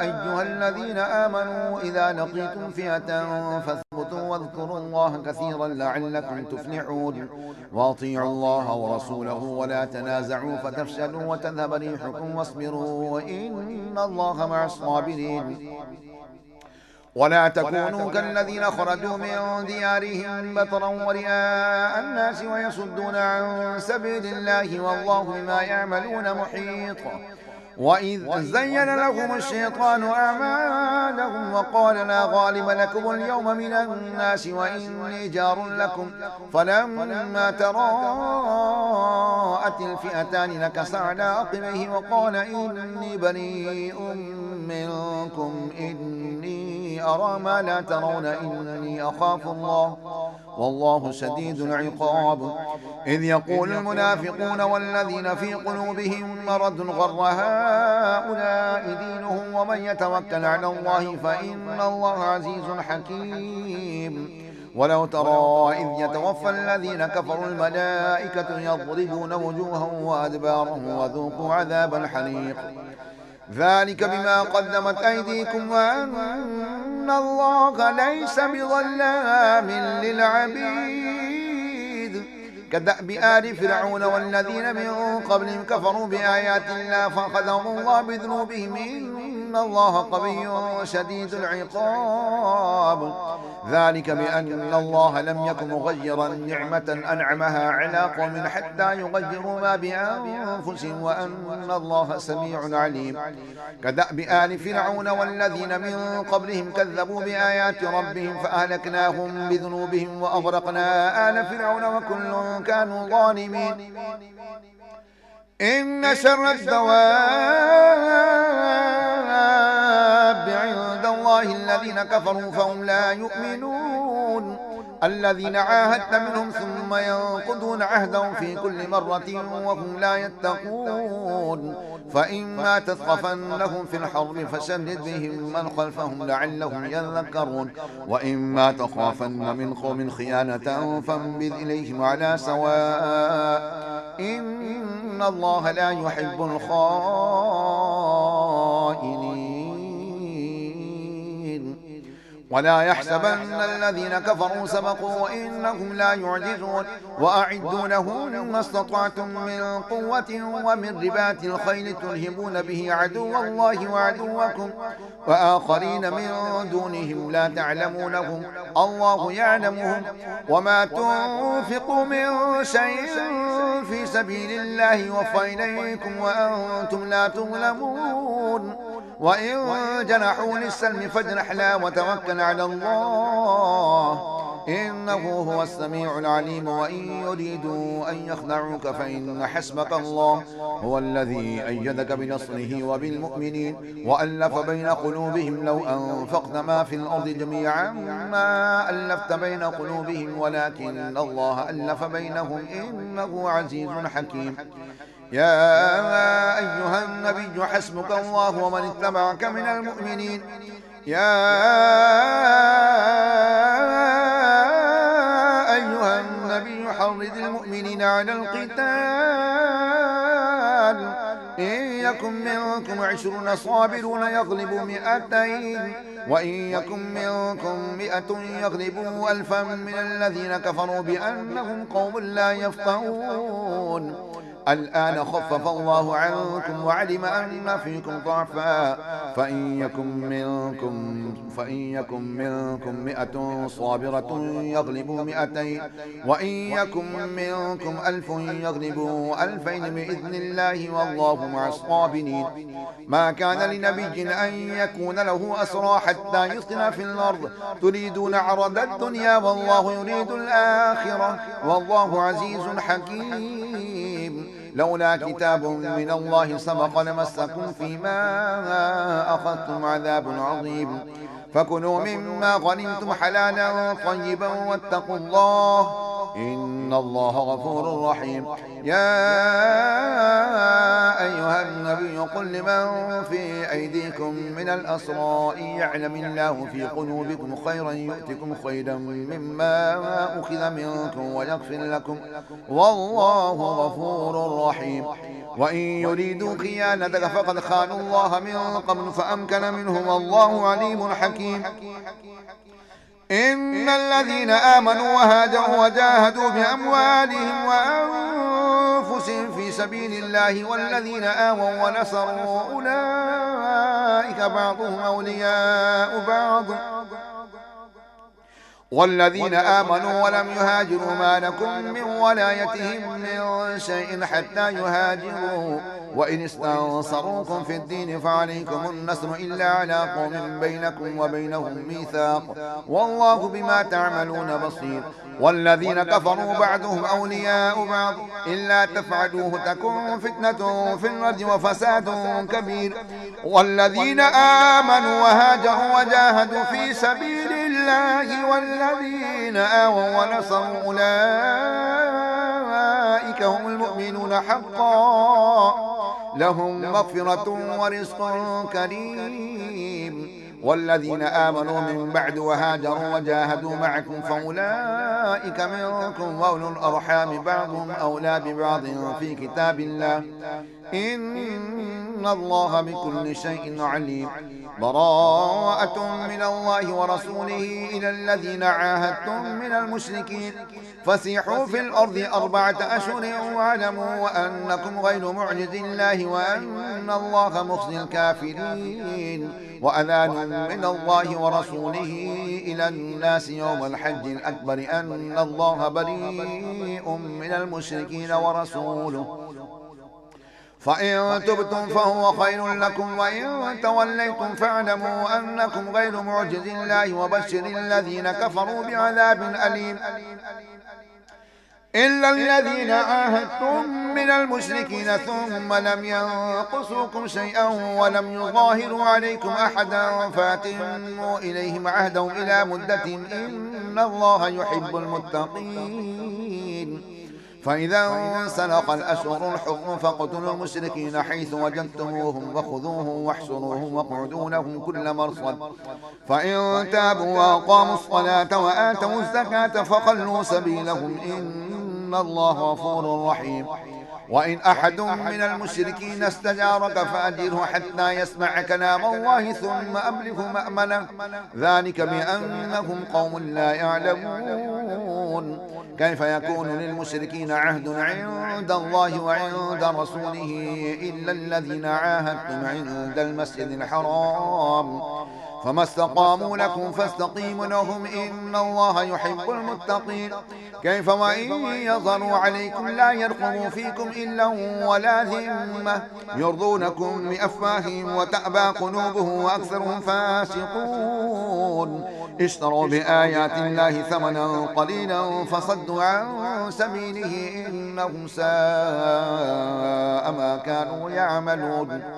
لا يرقبون في مؤمن إلا ولا ذمة وأولئك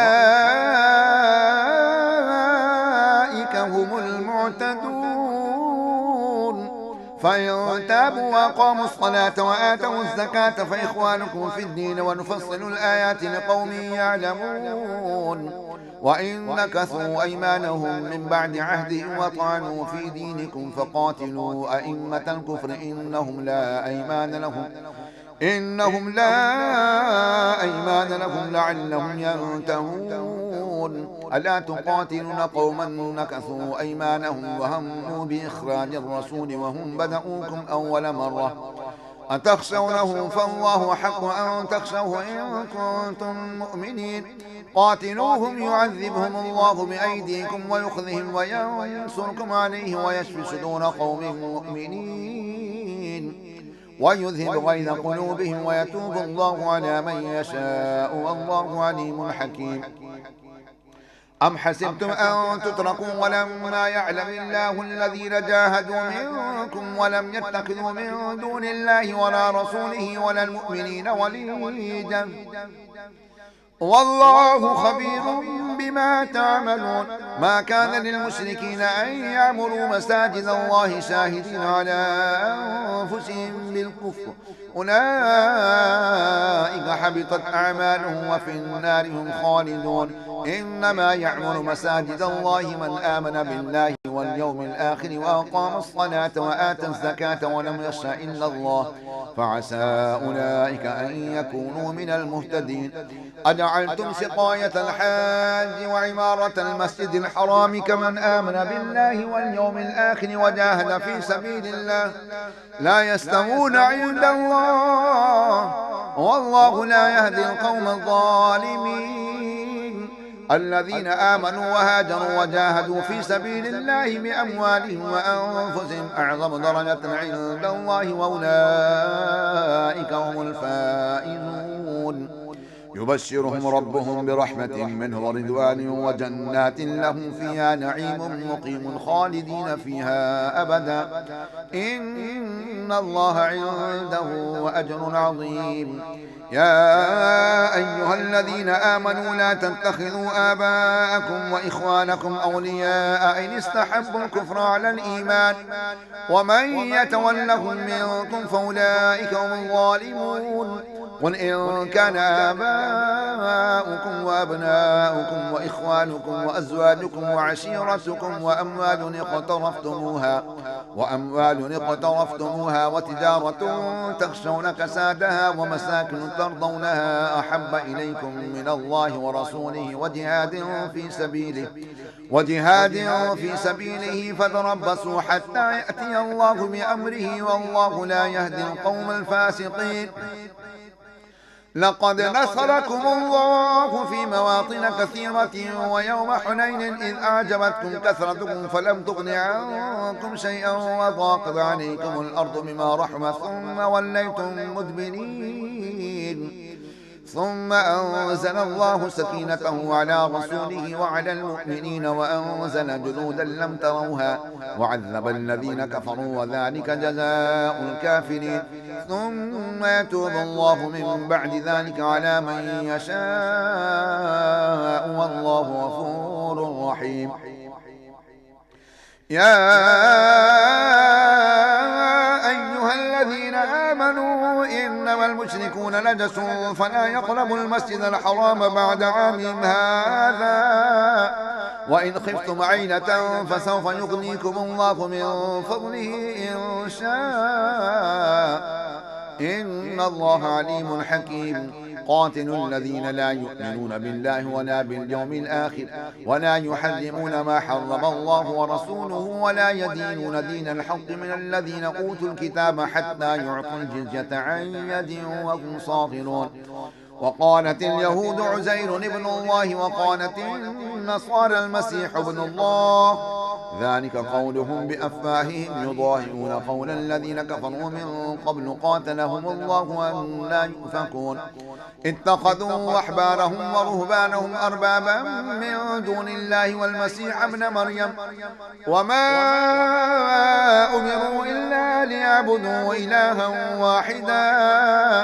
لا إله إلا هو سبحانه عما يشركون يريدون أن يطفئوا نور الله بأفواههم ويأبى الله إلا أن يتم نوره ولو كره الكافرون هو الذي أرسل رسوله بالهدى ودين الحق ليظهره على الدين كله ولو كره المشركون يا أيها الذين آمنوا إن كثيرا من الأحبار والرهبان يأكلون أموال الناس بالباطل ويصدون عن سبيل الله والذين يكنزون الذهب والفضة ولا ينفقونها في سبيل الله فبشرهم بعذاب أليم يوم يحمى عليها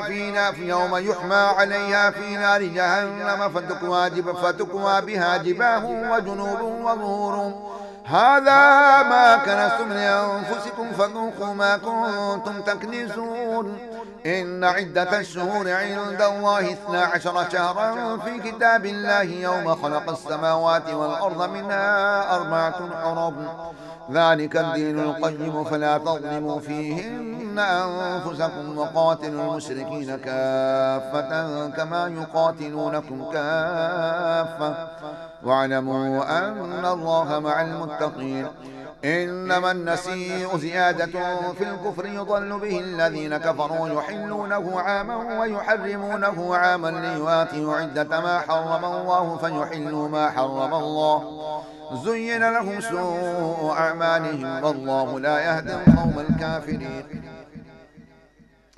يا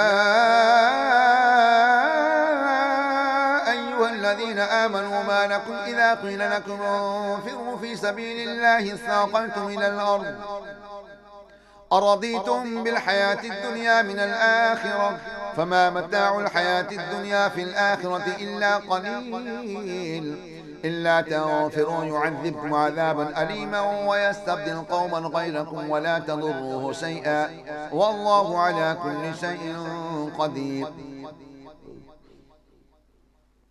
إلا تنصروه فقد نصره الله إذ أخرجه الذين كفروا ثاني اثنين إذ هما في الغار إذ يقول لصاحبه لا تحزن إن الله معنا فأنزل الله سكينته عليه وأيده بجنود لم تروها وجعل كلمة الذين كفروا السفلى وكلمة الله هي العليا والله عزيز حكيم انفروا خفافا وثقالا وجاهدوا بأموالكم وأنفسكم في سبيل الله ذلكم خير لكم إن كنتم تعلمون لو كان عرضا قريبا وسفرا قاصدا لاتبعوك ولكن بعدت عليهم الشقة وسيحلفون بالله لم استطعنا لخرجنا معكم يهلكون أنفسهم والله يعلم إنهم لكاذبون عفى الله عنك لما أذنت لهم حتى يتبين لك الذين صدقوا وتعلم الكاذبين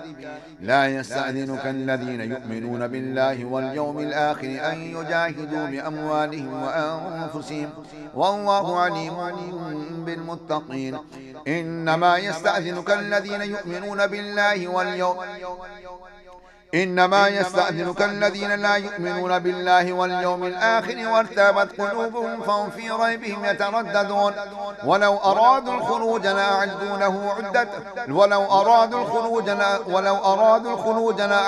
له عدة ولكن كره الله بعاثهم فثبتهم وقيل اقعدوا مع القاعدين لو خرجوا فيكم ما زادوكم إلا خبالا ولا أوضعوا خلالكم يبغونكم الفتنة وفيكم سماعون لهم والله عليم بالظالمين لقد ابتغوا الفتنة من قبل وقلبوا لك الأمور حتى جاء الحق وظهر أمر الله وهم كارهون ومنهم من يقول ائذن لي ولا تفتني ألا في الفتنة سقطوا وإن جهنم لمحيطة بالكافرين إن تصبك حسنة تسؤم وإن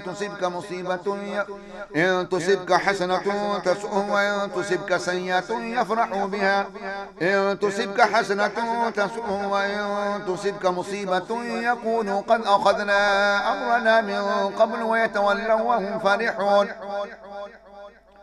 قل لن يصيبنا إلا ما كتب الله لنا هو مولانا وعلى الله فليتوكل المؤمنون قل هل تربصون بنا إلا إحدى الحسنيين ونحن نتربص بكم أن يصيبكم الله بعذاب من عنده أو بأيدينا فتربصوا إنا معكم متربصون قل أنفقوا طوعا أو كرها لن يتقبل منكم إنكم كنتم قوما فاسقين وما منعهم أن تقبل منهم نفقاتهم إلا أنهم كفروا بالله وبرسوله ولا يأتون الصلاة إلا وهم كسالى ولا ينفقون إلا وهم كارهون فلا تعجبك أموالهم ولا أولادهم إنما يريد الله ليعذبهم بها في الحياة الدنيا وتزهق أنفسهم وهم كافرون ويحلفون بالله إنهم لمنكم وما هم منكم ولكنهم قوم يفرقون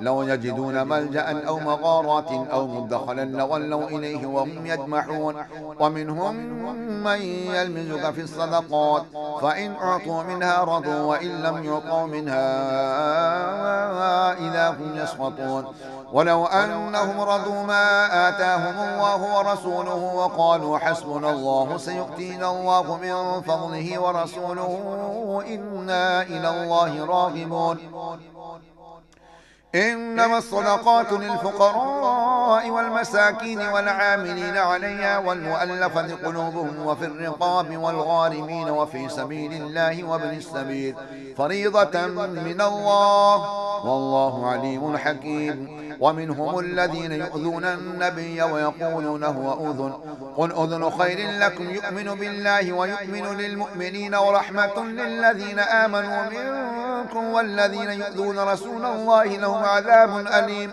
يحلفون بالله لكم ليرضوكم والله ورسوله وحق أن يرضوه إن كانوا مؤمنين ألم يعلموا أنه من يحادد الله ورسوله فأن له نار جهنم خالدا فيها ذلك الخزي العظيم يحذر المنافقون أن تنزل عليهم سورة تنبئهم بما في قلوبهم قل استهزئوا إن الله مخرج ما تحذرون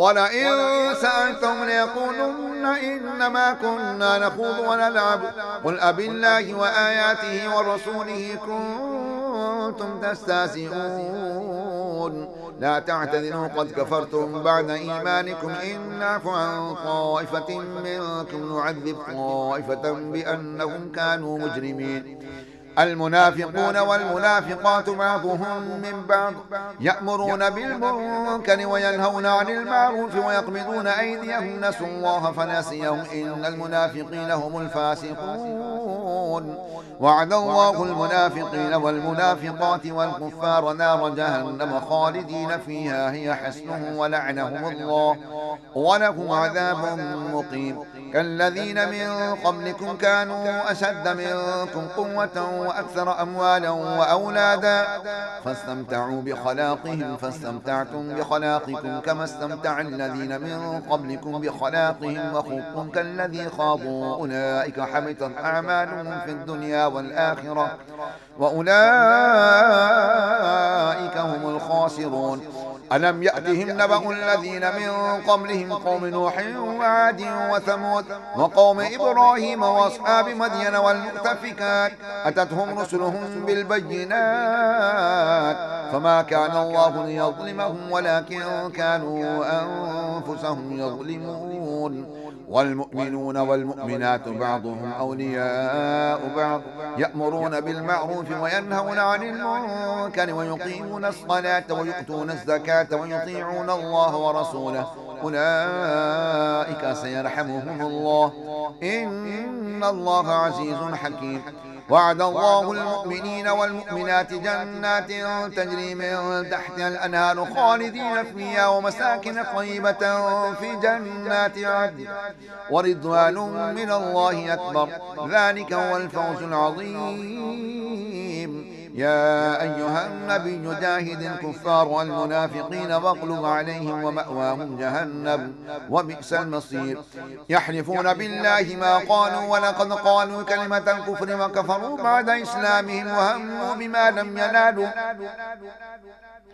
وما نقموا إلا أن أغناهم الله ورسوله من فضله فإن يتوبوا يك خيرا لهم وإن يتولوا يعذبهم الله عذابا أليما في الدنيا والآخرة وما لهم في الأرض من ولي ولا نصير ومنهم من عاهد الله لئن آتانا من فضله لنصدقن ولنكونن من الصالحين فلما آتاهم من فضله بخلوا به وتولوا وهم معرضون فأعقبهم نفاقا في قلوبهم إلى يوم يلقونه بما أخلفوا الله ما وعدوه وبما كانوا يكذبون ألم يعلموا أن الله يعلم سرهم ونجواهم وأن الله علام الغيوب الذين يلمزون المطوعين من المؤمنين في الصدقات والذين لا يجدون إلا جهدهم فيسخرون منهم سخر الله منهم ولهم عذاب أليم استغفر لهم أو لا تستغفر لهم إن تستغفر لهم 70 مرة فلن يغفر الله لهم ذلك بأنهم كفروا بالله ورسوله والله لا يهدي القوم الفاسقين فرح المخلفون بمقعدهم خلاف رسول الله وكرهوا أن يجاهدوا بأموالهم وأنفسهم في سبيل الله وقالوا لا تنفروا في الحر قل نار جهنم أشد حرا لو كانوا يفقهون فليضحكوا قليلا وليبكوا كثيرا جزاء بما كانوا يكسبون فإن رجعك الله إلى طائفة منهم فاستأذنوك للخروج فقل لن تخرجوا معي أبدا ولن تقاتلوا معي عدوا إنكم رضيتم بالقعود أول مرة فاقعدوا مع الخالفين ولا تصل على أحد منهم مات أبدا ولا تقم على قبره إنهم كفروا بالله ورسوله وماتوا وهم فاسقون ولا تعجبك أموالهم وأولادهم إنما يريد الله أن يعذبهم بها في الدنيا وتزهق أنفسهم وهم كافرون وإذا أنزلت سورة أن آمنوا بالله وجاهدوا مع رسوله استأذنك أولو الطول منهم وقالوا ذرنا نكن مع القاعدين رضوا بأن يكونوا مع الخوالف وطبع على قلوبهم فهم لا يعلمون لكن الرسول والذين آمنوا معه رضوا بأن يكونوا مع الخوالف وطبع الله على قلوبهم فهم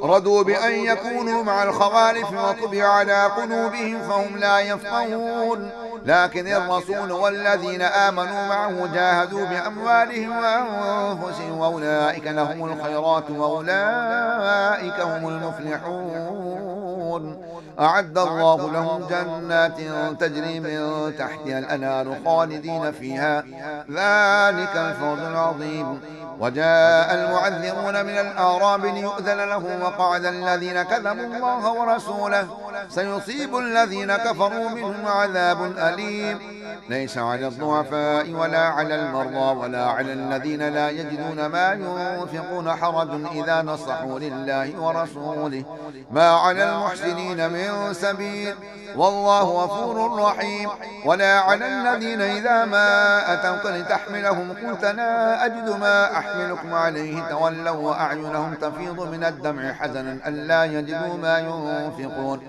إنما السبيل على الذين يستأذنونك وهم أغنياء رضوا بأن يكونوا مع الخوالف وطبع الله على قلوبهم فهم لا يعلمون صدق الله العلي العظيم ये है नवीद रमज़ान ये है नवीद रमज़ान ये है नवीद रमज़ान ये है नवीद रमज़ान रब का मेहमान है ये हम पर एहसान है ये रब का मेहमान है ये हम पर एहसान है ये कर लो इबादत तुम रब का है फरमान ये है नवीद रमज़ान ये है नवीद रमज़ान رمضان یہ ہے نوید رمضان یہ ہے نوید رمضان یہ ہے نوید رمضان یہ ہے نوید رمضان نوید رمضان یہ ہے نوید رمضان یہ ہے نوید رمضان رب کا مہمان ہے یہ ہم پر احسان ہے یہ رب کا مہمان ہے یہ ہم پر احسان ہے یہ کر لو عبادت تم رب کا ہے فرمان یہ ہے نوید رمضان یہ ہے نوید رمضان نوید رمضان یہ ہے نوید رمضان یہ ہے نوید رمضان یہ ہے نوید رمضان یہ ہے نوید رمضان نوید رمضان یہ ہے نوید آقا میرے آقا آقا میرے آقا آقا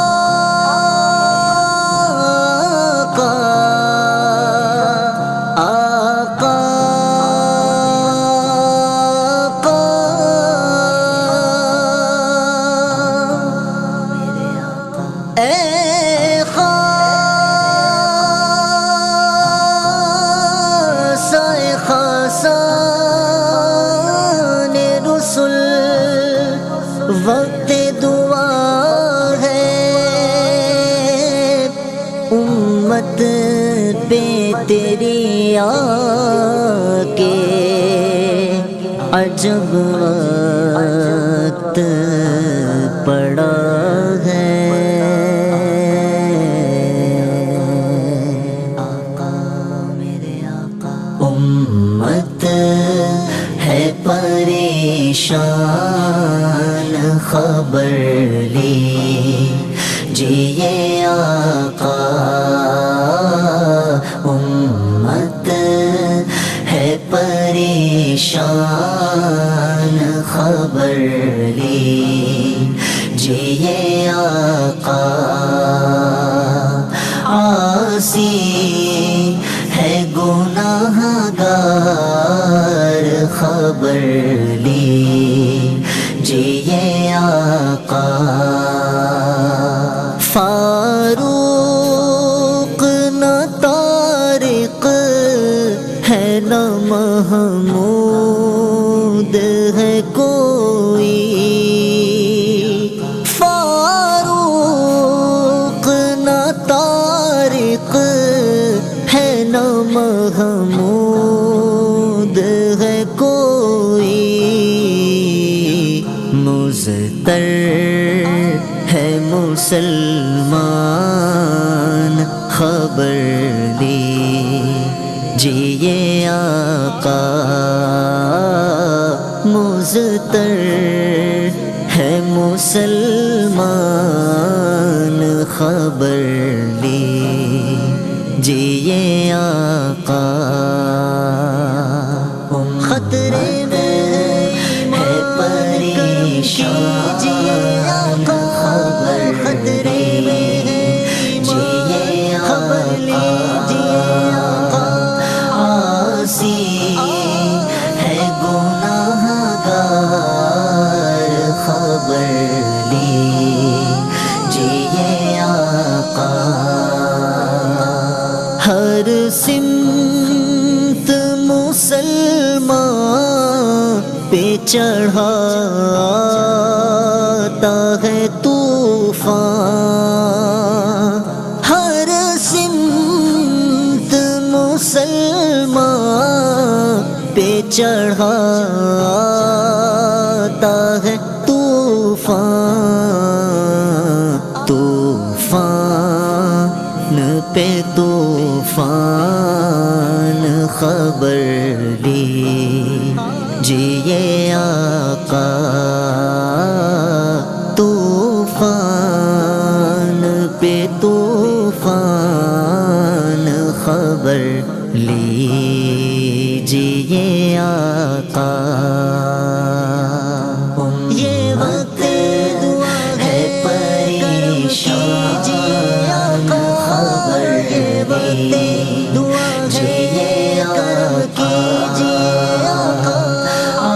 سی ہے گناہ گار خبر لیجیے آقا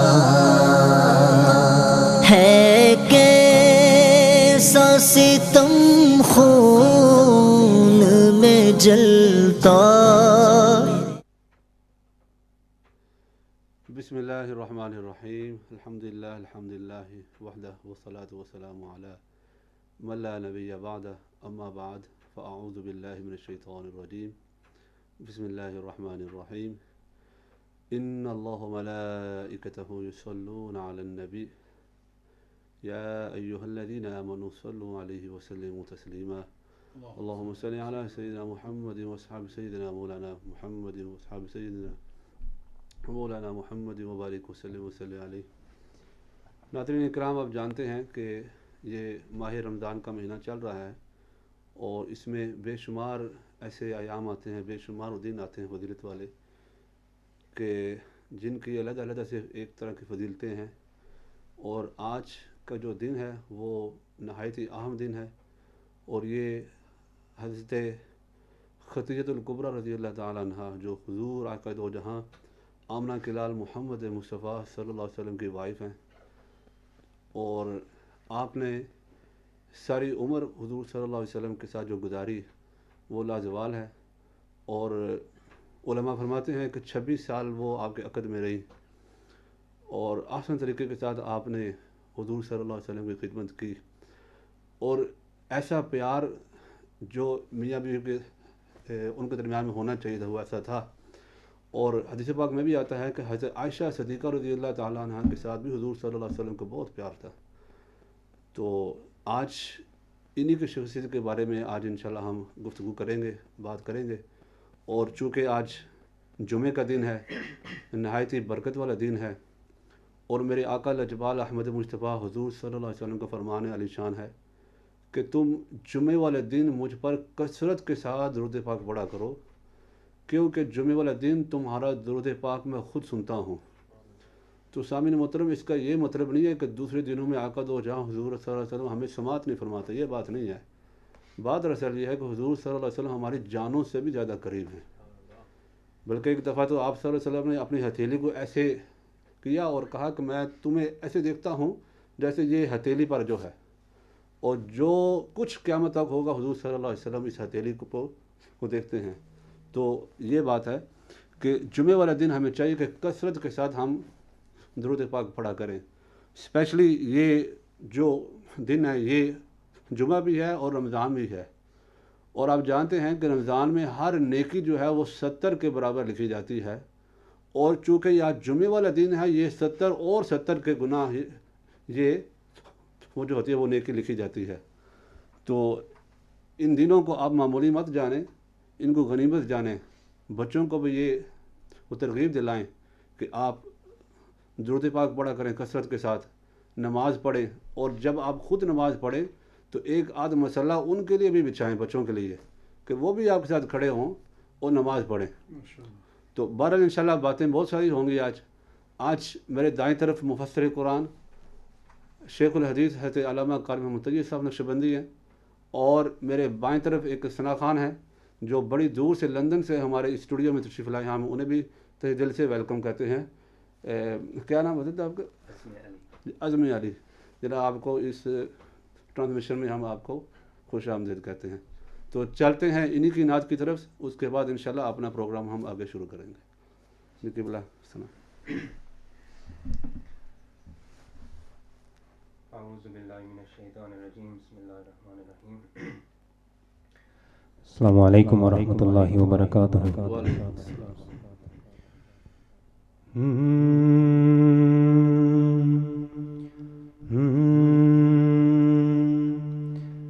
راستے صاف بتاتے ہیں کہ آپ آتے ہیں، لوگ محفل کو سجاتے ہیں کہ آپ آتے ہیں. چاند تاروں میں نصیب آج بڑی ہلچل ہے، یہی آثار بتاتے ہیں کہ آپ آتے ہیں۔ صلی اللہ علیہ یا رسول اللہ، وسلم علیک یا حبیب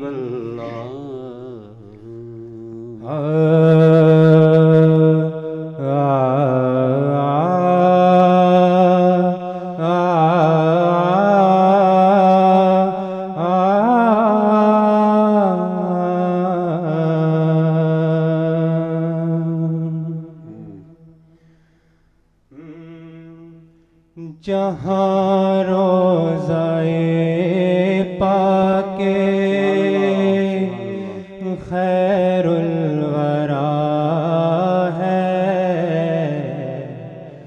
وہ جنت نہیں ہے تو پھر اور کیا ہے؟ جہاں روضائے پاک خیر الورا ہے، وہ جنت نہیں ہے تو پھر اور کیا ہے؟ کہاں میں کہاں یہ مدینے کی گلیاں، کہاں میں کہاں یہ مدینے کی گلیاں، یہ قسمت نہیں ہے تو پھر اور کیا ہے؟ محمد کی عظمت کو کیا پوچھتے ہو کہ وہ صاحب کعبہ قوسین ٹھہرے؟ محمد کی عظمت کو کیا پوچھتے ہو کہ وہ صاحب کعبہ قوسین ٹھہرے، قوسین ٹھہرے؟ بشر کی سرے عرش مہمان نوازی، بشر کی سرے عرش مہمان نوازی، یہ عظمت نہیں ہے تو پھر اور کیا ہے؟ کہاں میں کہاں یہ مدینے کی گلیاں، یہ قسمت نہیں ہے تو پھر اور کیا ہے؟ اور جو آسی کو کملی میں اپنے چھپا لے، جو دشمن کو بھی زخم کھا کر دعا دے،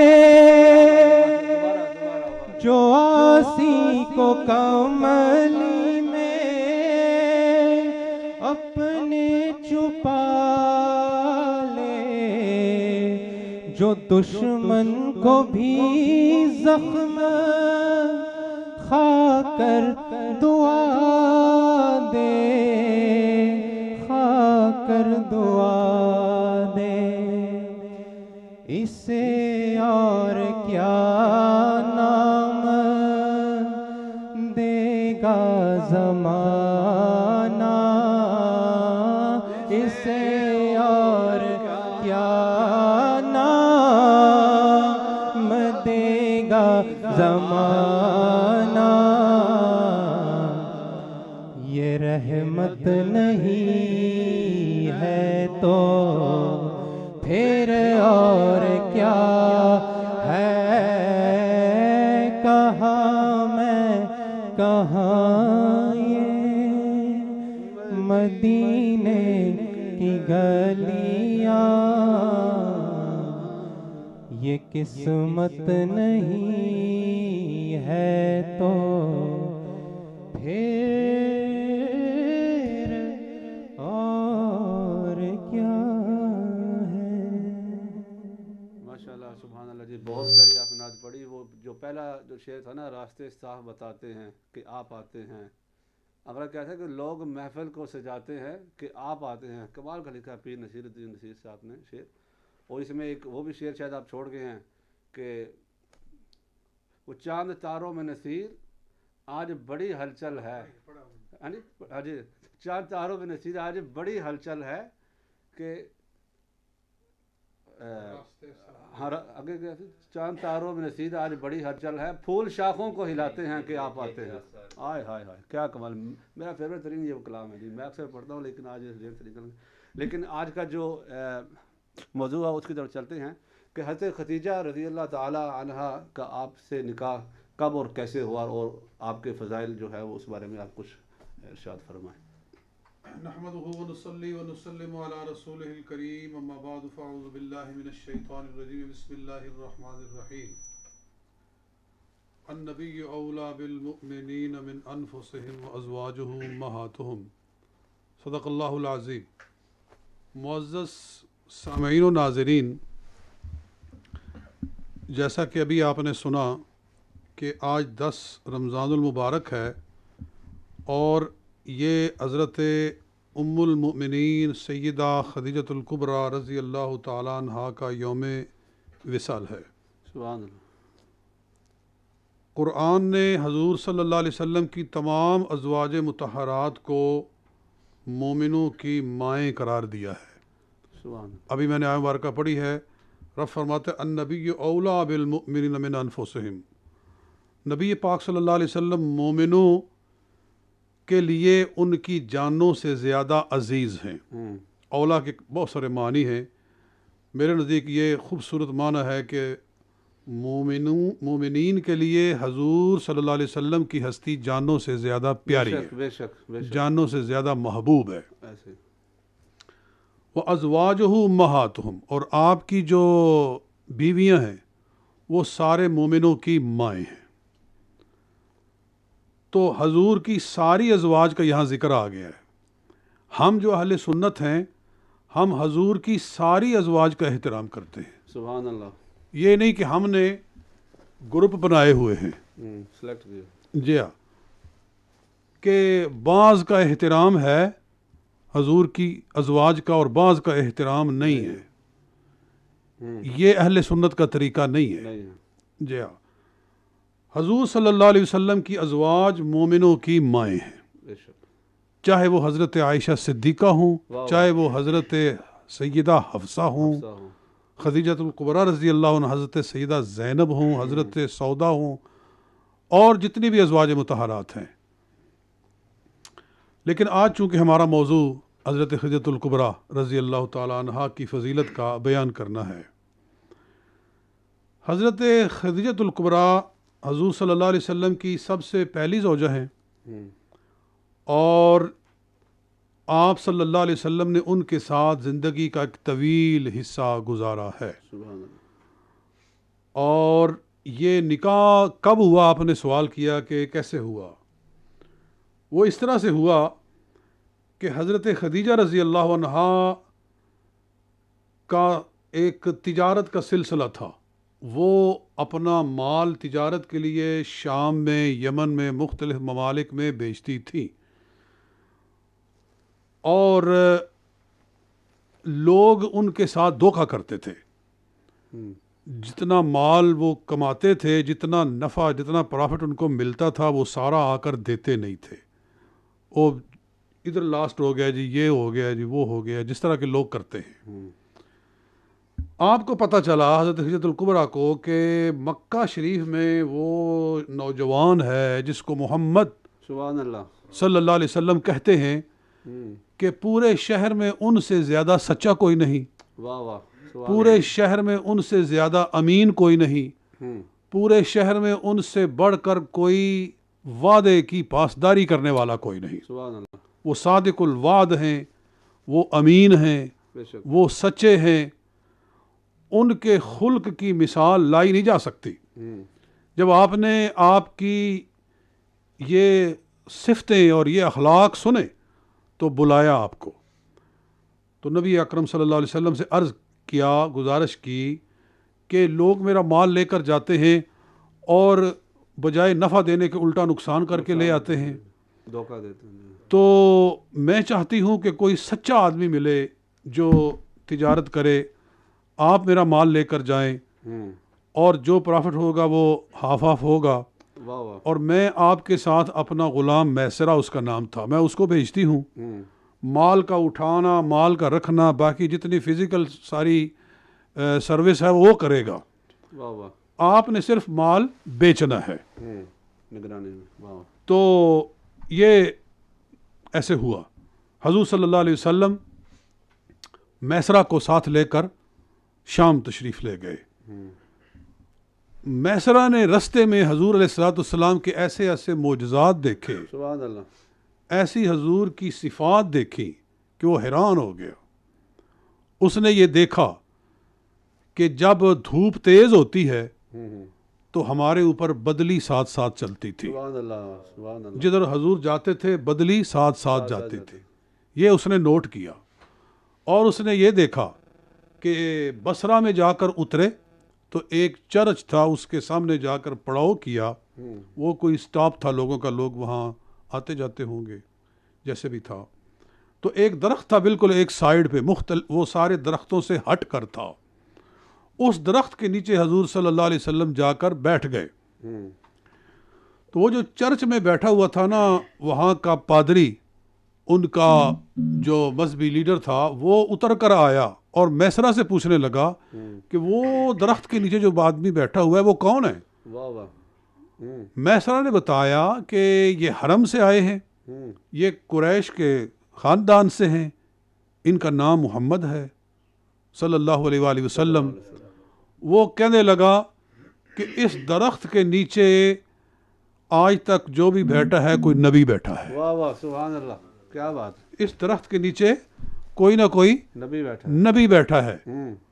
تو یہ نبی ہیں اور یہ نبوت کا دعویٰ تو نہیں کیا، کہا نہیں انشاءاللہ ان قریب ان کے سر پہ تاج نبوت رکھا جانے والا ہے. تو یہ چیزیں دیکھی اور پھر آپ کا حسن اخلاق دیکھا، آپ کا پیار دیکھا میسرہ نے. لوگ غلاموں کو تو اس زمانے کے اندر کوئی حیثیت نہیں دیتے تھے، جوتی کے برابر سمجھتے تھے، لیکن غلام کے ساتھ ایسی شفقت اور ایسی محبت اور ایسا پیار دیکھا. تو میسرہ نے آ کر یہ ساری باتیں حضرت خدیجۃ الکبریٰ کو بتائیں. تو آپ کے دل میں چاہت پیدا ہوئی، کیونکہ آپ کا شوہر فوت ہو گیا تھا. حضرت خدیجہ کا شوہر فوت ہو چکا تھا، بیوہ تھی، بچے تھے. آپ چاہتی تھی کہ مجھے کوئی سہارا مل جائے. تو آپ نے پھر رسول پاک صلی اللہ علیہ وسلم کو خود یہ گزارش کی کہ اگر آپ چاہیں تو آپ میرے ساتھ عقد فرمائیں. آپ نے فرمایا میں اپنے چچاؤں سے مشورہ کروں گا. تو آپ نے پھر جا کر حضرت امیر حمزہ سے، اپنے چچا جان سے مشورہ کیا، ابو طالب آپ کے چچا، ان کے ساتھ مشورہ کیا، حضرت عباس سے مشورہ کیا. تو انہوں نے کہا کہ اس سے اچھا کوئی رشتہ نہیں. سبحان اللہ. کیونکہ حضرت خدیجہ کی شرافت، دیانت، امانت معروف تھی اور ان کا ایک نام تھا، وہ غریبوں کی مدد کرنے والی تھی. تو کہا کہ یہ رشتہ بالکل آپ پسند کریں اور آپ ہاں کہہ دیں. پھر رشتہ ہو گیا الحمدللہ. یہ سارا معاملہ اس طریقے سے پایا تکمیل تک پہنچا. اس وقت حضور صلی اللہ علیہ وسلم کی عمر تھی 25 برس اور حضرت خدیجہ کی تھی 40 برس. 15 سال بڑی تھی حضور صلی اللہ علیہ وسلم سے. آپ 15 سال بڑی تھی اور ساتھ میں 5-6 بچے بھی تھے. اس کے باوجود آپ نے نکاح کر کے اور پھر ساری زندگی وہ نکاح نبھایا. اس نکاح کو آپ نے پایا تکمیل تک پہنچایا اور جب تک حضرت خدیجہ الکبریٰ دنیا میں رہیں حضور نے دوسرا نکاح بھی نہیں فرمایا. حضور صلی اللہ علیہ وسلم نے دوسری شادی نہیں فرمائی.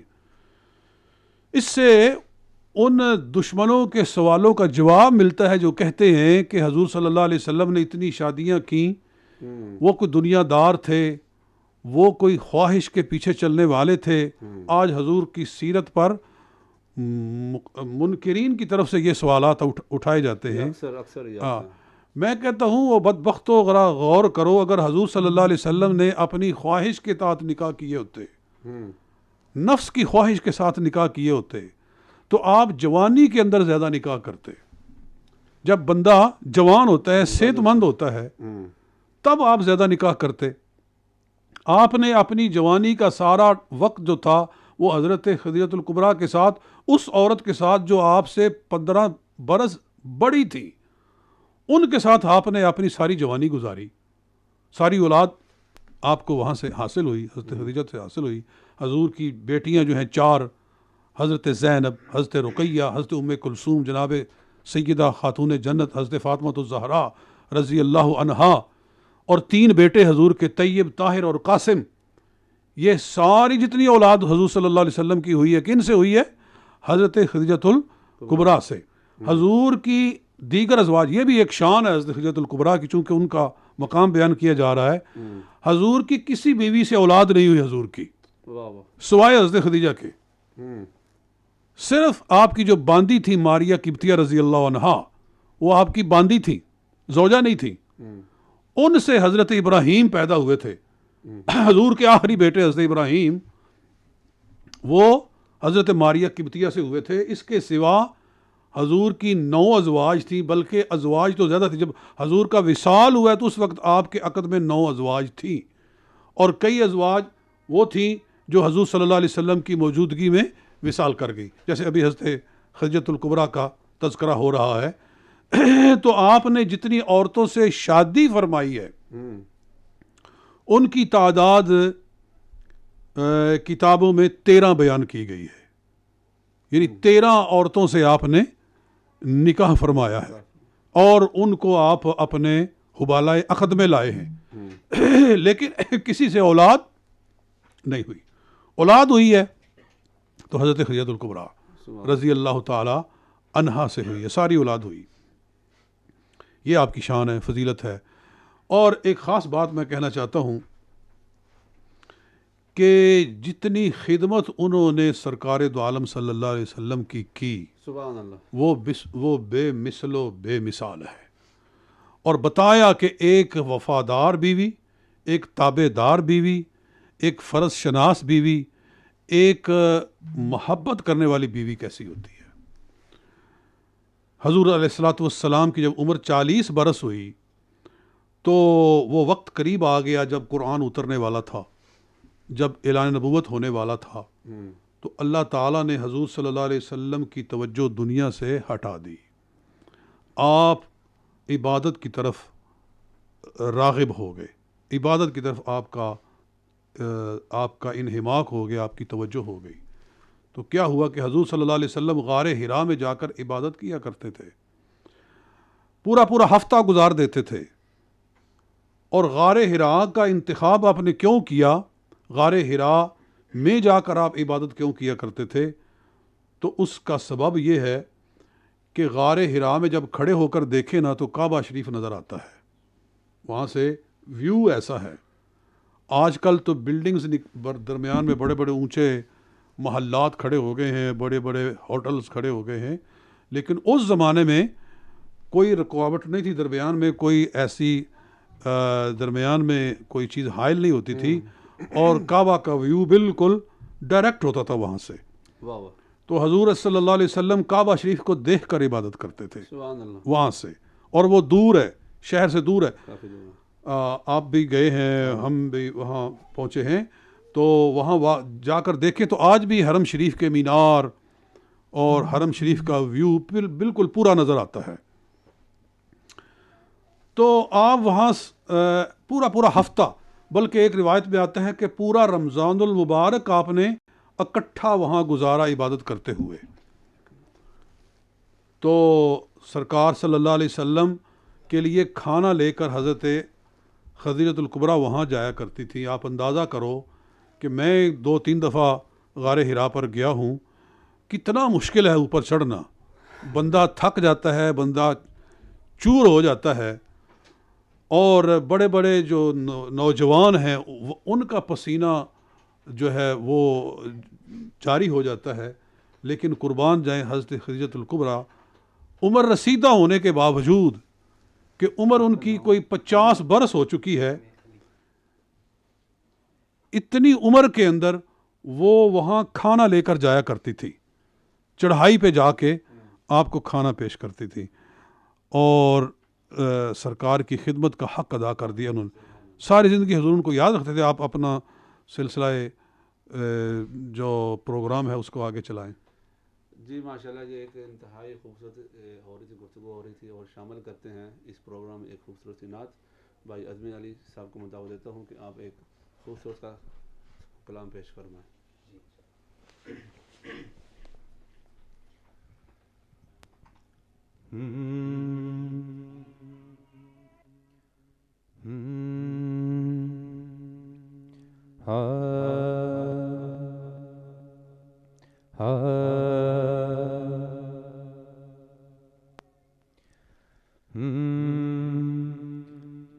سرکار دو عالم کے خزینے سے ملے گا سکھ چین ملے گا تو مدینے سے ملے گا. سرکار دو عالم کے گلی کوچوں کے کنکر جس کو بھی اٹھاؤ وہ نگینے سے ملے گا. جس کو بھی اٹھاؤ وہ نگینے سے ملے گا. صلی اللہ علیہ یا رسول اللہ.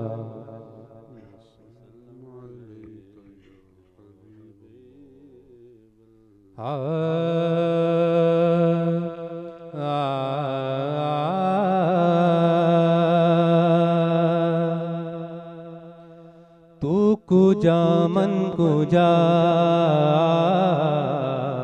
تو کجا من کجا، تو کجا من کجا، تو کجا من کجا. تو امیر حرم میں فقیر عجم، تو امیر حرم میں فقیر عجم. تیرے گن اور یہ لب میں طلب ہی طلب، تیرے گن اور یہ لب میں طلب ہی طلب. تو عطا ہی عطا، تو کجا من کجا، تو کجا من کجا، تو کجا من کجا، تو کجا من کجا. الہام ہے جامع تیرا، الہام ہے جامع تیرا، قرآن امامہ ہے تیرا، قرآن امامہ ہے تیرا. منبر تیرا عرش بری، منبر تیرا عرش بری، یا رحمت للعالمین. تو کجا من کجا، تو کجا من کجا تو کجا من کجا تو کجا من کجا تو حقیقت ہے میں صرف احساس ہوں تو سمندر میں بھٹکی ہوئی پیاس ہوں میرا گھر خاک پر اور تیری راہ گزر میرا گھر خاک پر اور تیری راہ گزر سدرات المنتہا تو کجا من کجا تو کجا من کجا تو کجا من کجا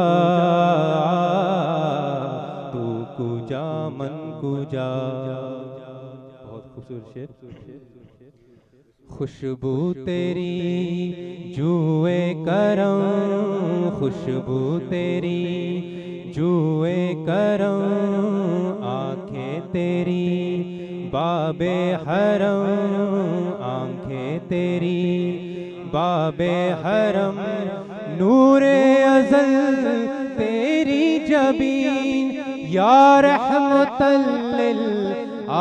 للعالمین تو کجا من کجا تو کجا من کجا تو کجا من کجا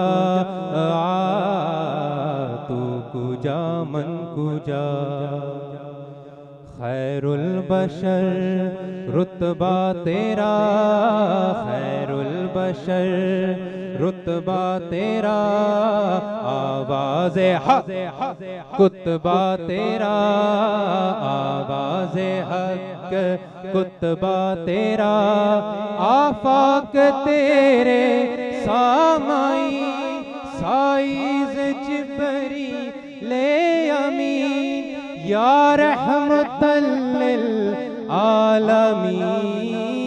تو کجا من کجا تو کجا من کجا تو کجا من کجا تو کجا من کجا تو کجا من کجا تو کجا من کجا چونکہ یہ پروگرام پوری دنیا میں دیکھا جا رہا ہے اور ہر جگہ سے لوگ کامنٹ بھی کرتے ہیں تو ایک سوال آیا کسی نے سوال کیا ہے کہ کیا حضرت ختیجہ حضرت فاطمہ رضی اللہ تعالی عنہا سے افضل ہیں کیونکہ ماں کے تلے وہ جنت ہے وہ جنت ہے تو یہ سوال کیا گیا ہے کہ حضرت ختیجہ رضی اللہ تعالیٰ میں بیان کرتا ہوں اختلاف ہے کہ چار خواتین میں سے کون افضل ہے ایک حضرت خدیجہ ایک حضرت فاطمہ الزہرا ایک عائشہ صدیقہ رضی اللہ عنہا اور ایک حضرت مریم حضرت عیسیٰ علیہ السلام کی والدہ کہ who is the superior of these four ان چار میں سے کون افضل ہے یہ ڈبیٹ ہے علماء کے درمیان میں ہر ایک کی اپنی اپنی فضیلت ہے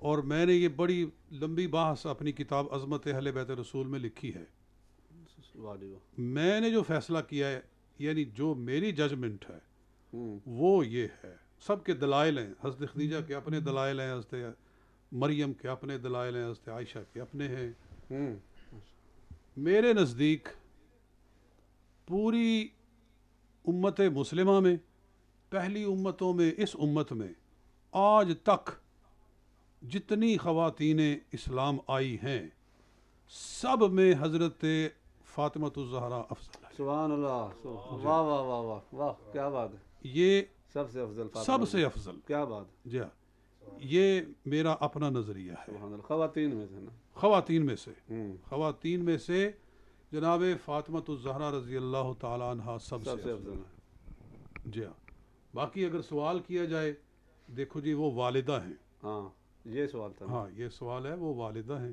ٹھیک ہے تلے جی ہاں قدموں تلے جنت ہے. ماں ہونے کی حیثیت سے وہ افضل ہیں، ماں ہونے کی حیثیت سے وہ افضل ہیں، اور یہ جزوی فضیلت ہے، یہ جزوی فضیلت ہے. بسا اوقات اولاد اپنے خصوصی فضائل کی وجہ سے اپنے ماں باپ سے بھی بڑھ جاتی ہے، لیکن پھر بھی ماں ہونے کا درجہ اپنی جگہ پر رہتا ہے. یعنی آپ یہاں دیکھ لیں، بسا اوقات جو بچے ہوتے ہیں اپنے علم میں، اپنے فضل میں باپ اس درجے تک نہیں پہنچتا جہاں اولاد چلی جاتی ہے. یہ تو ہوتا ہے. تو اسی طرح سے یہاں بھی ہے کہ جو درجہ ماں ہونے کی حیثیت سے ہے وہ ان کا ہے، لیکن جناب خاتون جنت رضی اللہ تعالی عنہا کو جو رب تعالی نے دیگر فضائل عطا فرمائے، ان کی وجہ سے وہ تمام خواتین اسلام سے افضل ہو گئی. کہ رسول پاک صلی اللہ علیہ وسلم کے پاس فرشتہ آیا، یہ ترمذی شریف کی حدیث ہے، مسلم میں بھی ہے. فرشتہ آیا اور آ کر کہنے لگا کہ پہلی مرتبہ اللہ تعالیٰ نے مجھے اجازت دی ہے زمین پر آنے کی، اور اس نے آپ کو سلام پیش کیا اور کہا کہ رب العالمین ارشاد فرماتا ہے، اللہ کا پیغام ہے کہ الحسن والحسین سیدہ شباب اہل الجنت وان فاطمۃ سیدۃ نساء العالمین. سبحان اللہ. کہ حسن و حسین جنتی نوجوانوں کے سردار ہیں، اور حضرت فاطمہ الزہرا تمام عالمین کی خواتین کی سردار، تمام خواتین عالم کی سردار ہے. اور دوسری میں ہے روایت میں کہ سیدۃ نساء اہل الجنہ، جنت میں جتنی عورتیں جائیں گی ان سب کی سردار ہے، دا کوئین آف پیراڈائز. تو یہ شان ہے حضرت خاتون جنت رضی اللہ عنہ. انشاءاللہ رمضان کی ٹرانسمیشن کے اندر آگے چل کر ان کا بھی دن آنے والا ہے، وہ بھی رمضان شریف کے اندر ہی واصل بحق ہوئی تھی، تو ان کا بھی ذکر خیر ہم کریں گے. یہ آپ کے سوال کا جواب ہو گیا. اچھا، ایک اور اسی طرح کا ایک سوال آیا کہ لوگ کہتے ہیں کہ حضرت ختیجہ رضی اللہ تعالیٰ عنہ حضور اکرم صلی اللہ علیہ وسلم کی صرف ایک بیٹی تھی اور باقی بیٹیاں پہلے شوہر سے تھیں. یہ سوال کہاں تک درست ہے؟ انتہائی غلط ہے، انتہائی غلط ہے. اچھا، یہ میں کہتا ہوں بے ادبی ہے حضور صلی اللہ علیہ وسلم کی کہ کوئی آدمی میری اولاد سے انکار کر دے کہ یہ تیری بیٹی نہیں ہے. بیٹی نہیں ہے وہ ہو تو کیا یہ میرے دل کو دکھانے والی بات نہیں ہے؟ بالکل. ہماری کتابوں میں، ان کی کتابوں میں نام لینے کی ضرورت نہیں ہے جن کی طرف سے یہ سوال آیا ہے یا جن کا حوالہ انہوں نے دیا ہے.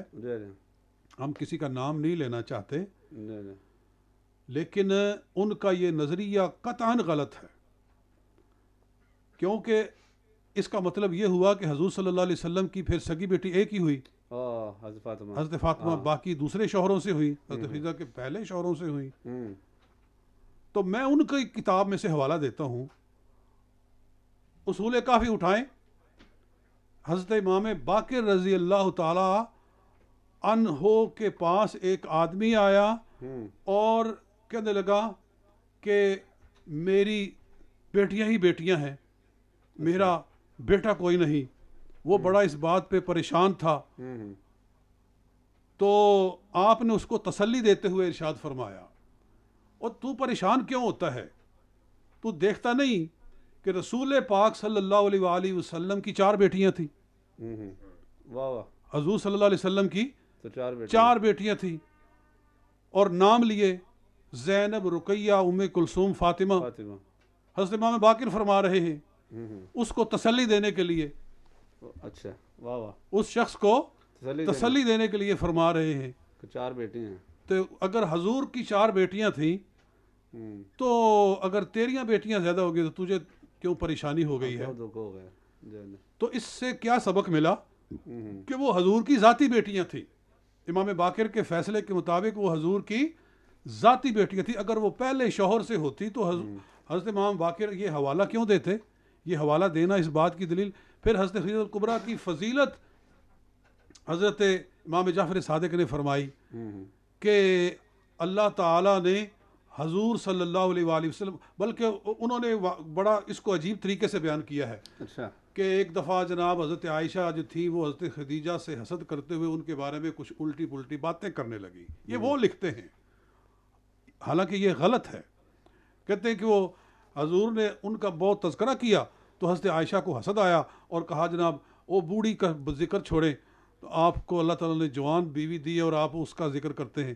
اچھا آگے جو الفاظ ہیں یہ بصائر الدرجات کتاب ہمارے پاس موجود ہے، کوئی دیکھنا چاہے تو ہم دکھائیں گے، حوالہ ہے ہمارے پاس سب کتابیں ہیں. حضور صلی اللہ علیہ وسلم نے فرمایا کہ اے عائشہ اللہ تعالیٰ نے تجھ سے مجھے کوئی اولاد نہیں دی، اور اللہ تعالیٰ نے مجھے خدیجہ الکبریٰ سے طیب دیا، قاسم دیا، اللہ اکبر، طاہر دیا، زینب دی، رقیہ دی، ام کلثوم دی، فاطمہ دی. سبحان اللہ. خدیجہ سے مجھے اللہ تعالیٰ نے یہ اولاد دی. جی ہاں، یہ سارا کچھ لکھا ہوا ہے ہماری کتابوں میں، ان کی کتابوں کے اندر بھی. اس کے باوجود انکار کرنا. اور پھر رب کا قرآن، یا ایھا النبی قل لازواجک و بناتک، اے نبی تو فرما دے اپنی بیویوں سے اور اپنی بیٹیوں سے، اپنی بیٹیوں سے فرما دے. تو اس نص قرآن کے ہوتے ہوئے پھر سمجھنا کہ حضور کی بیٹی سے صرف ایک ہے، باقی کوئی بیٹی ہی نہیں ہے، پچھلگ بیٹیاں ہیں، پہلے شوہر والی وزد، یہ کیسی فضول باتیں ہیں. بہرحال یہ آپ کے سوال کا جواب.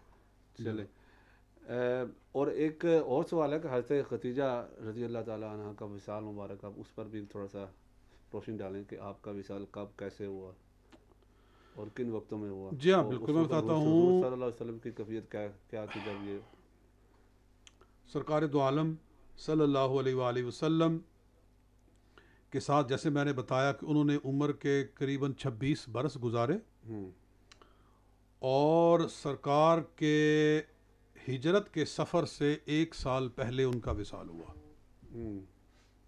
یعنی اعلان نبوت کے بعد بھی وہ 12 سال حضور علیہ الصلوۃ والسلام کے حبالہ عقد میں رہی، اور آپ کا وصال جو ہے وہ سن 62 میں ہوا. یعنی 62 سے لے کر اعلان نبوت سے لے کر 12 سال گزرنے پر حضرت خدیجہ الکبریٰ رضی اللہ تعالیٰ عنہ کا وصال ہوا. اور اس سال کو حضور علیہ الصلوۃ والسلام نے عام الحزن قرار دیا، غم کا سال، کیونکہ اسی سال میں آپ کے شفیق چچا جناب ابو طالب کا بھی وصال ہوا. تو 2 ایسی ہستیاں دنیا سے چلی گئیں کہ جنہوں نے حضور علیہ الصلوۃ والسلام کے ساتھ محبت کی انتہا کی تھی. سبحان اللہ. چچا نے بھی، اور پھر آپ کی زوجہ مطہرہ حضرت خدیجہ الکبریٰ نے بھی. ان دونوں کا آگے پیچھے وصال کر جانا یہ حضور صلی اللہ علیہ وسلم کے لیے بہت بڑا صدمہ تھا.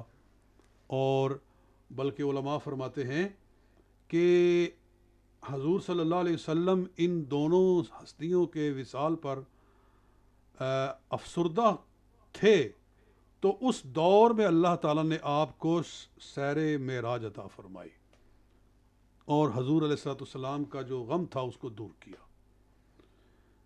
تو نبی اکرم صلی اللہ علیہ وآلہ وسلم ان کو ہمیشہ یاد کیا کرتے تھے. ان کے وصال کے بعد حضور علیہ الصلوۃ والسلام ان کو بکثرت یاد فرمایا کرتے تھے. اور جب بھی آپ کوئی جانور ذبح کرتے تو اس کے گوشت میں سے کچھ حصہ حضرت خدیجہ کی سہیلیوں کو بھیجا کرتے، یعنی صرف ان کی یاد کو تازہ رکھنے کے لیے کہ ان سے وہ پیار تھا. اور حضرت عائشہ صدیقہ فرماتی ہیں رضی اللہ عنہا، ما غرت علی احدا من ازواج رسول اللہ صلی اللہ علیہ وسلم ما غرت علی خدیجہ، کہ مجھے جتنی غیرت حضرت خدیجہ پر آئی اتنی حضور کی بیویوں میں سے کسی پر نہ آئی. یعنی جتنا حضور مجھے اہمیت دیتے تھے وہ باقی ازواج میں سے کسی کو نہیں دیتے تھے. ہاں مجھ پر بھی اگر کسی کو فوقیت دیتے تھے تو وہ حضرت خدیجہ کو، یعنی ان کو ہمیشہ یاد رکھتے تھے. اور بلکہ اسد الغابہ میں پڑھ رہا تھا میں حدیث کہ حضرت عائشہ صدیقہ فرماتی ہیں کہ ایک دن میں نے کہہ ہی دیا کہ یا رسول اللہ صلی اللہ علیہ وسلم آپ کو اللہ نے ان سے بہتر بیوی دے دی ہے.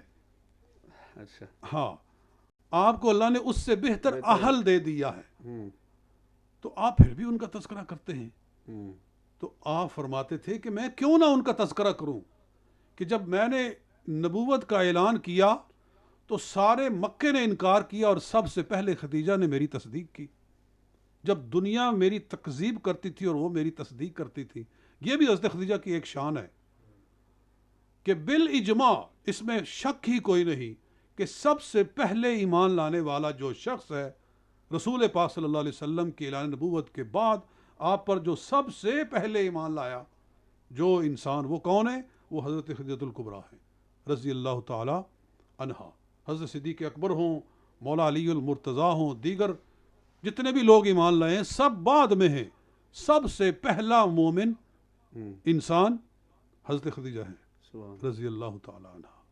جی تو یہ کوئی سوال تو نہیں ہے کسی کا؟ جی ایک اور سوال آیا. اچھا تو بلکہ سوال لیتے ہیں لیکن اس سے پہلے بھائی علی صاحب کی طرف چلتے ہیں کہ ایک نعت وہ بھی پیش کریں یا منقبت جو بھی آپ کے ذہن میں ہے, تو اس کے بعد انشاءاللہ اگلے سوالات ہم مزید کریں گے.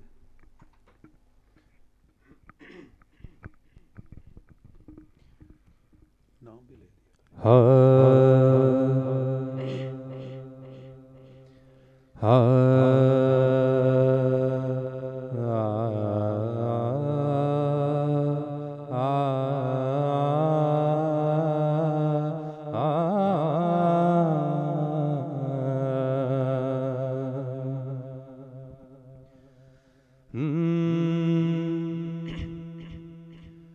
اج سکھ مترا دی ودھیری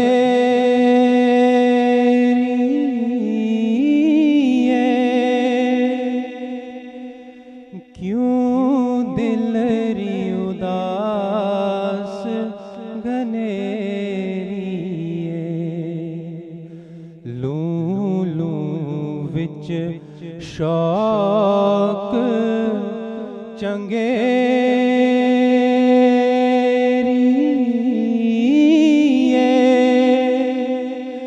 اج نینا لائیاں کیوں جھڑیاں اج سکھ مترا دی ودھیری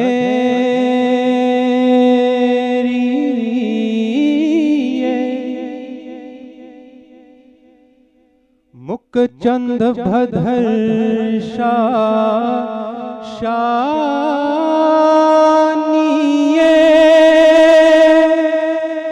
متھے چمکے لاٹ نورانی مک چند بھدر شانی متھے چمک دلاٹ نورانی او کالی زلف تھے اکھ مستانی او کالی زلف تھے اکھ مستانی مخمور اکھی ان مد بھڑیاں اج سکھ مترا دی ودھیری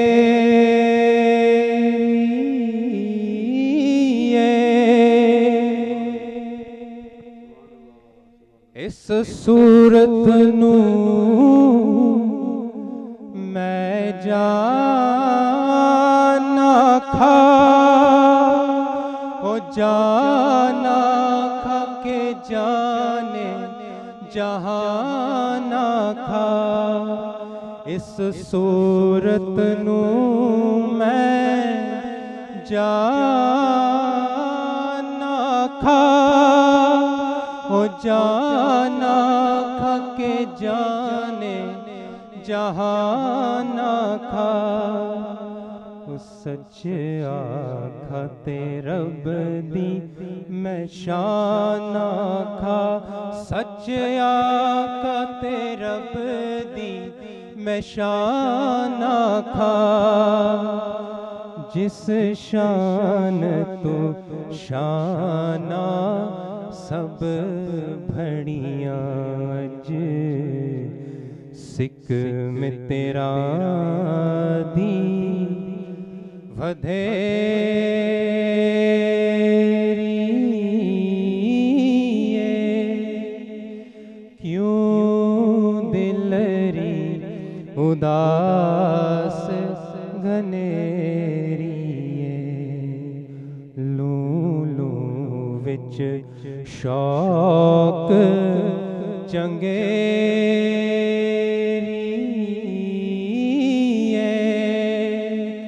اج نینا لایا کیوں جھڑیاں سبحان اللہ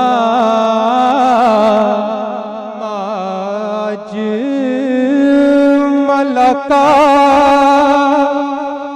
ما احسن کا ما اکملکا سبحان اللہ ماج ملکا ما احسن کا ما اکملکا کتھے مہر علی کتھے تیری ثنا او کتھے مہر علی کتھے تیری ثنا غستاخ اکھیں کتھے جاڑیاں اج سکھ میں تیرا دی ودھیری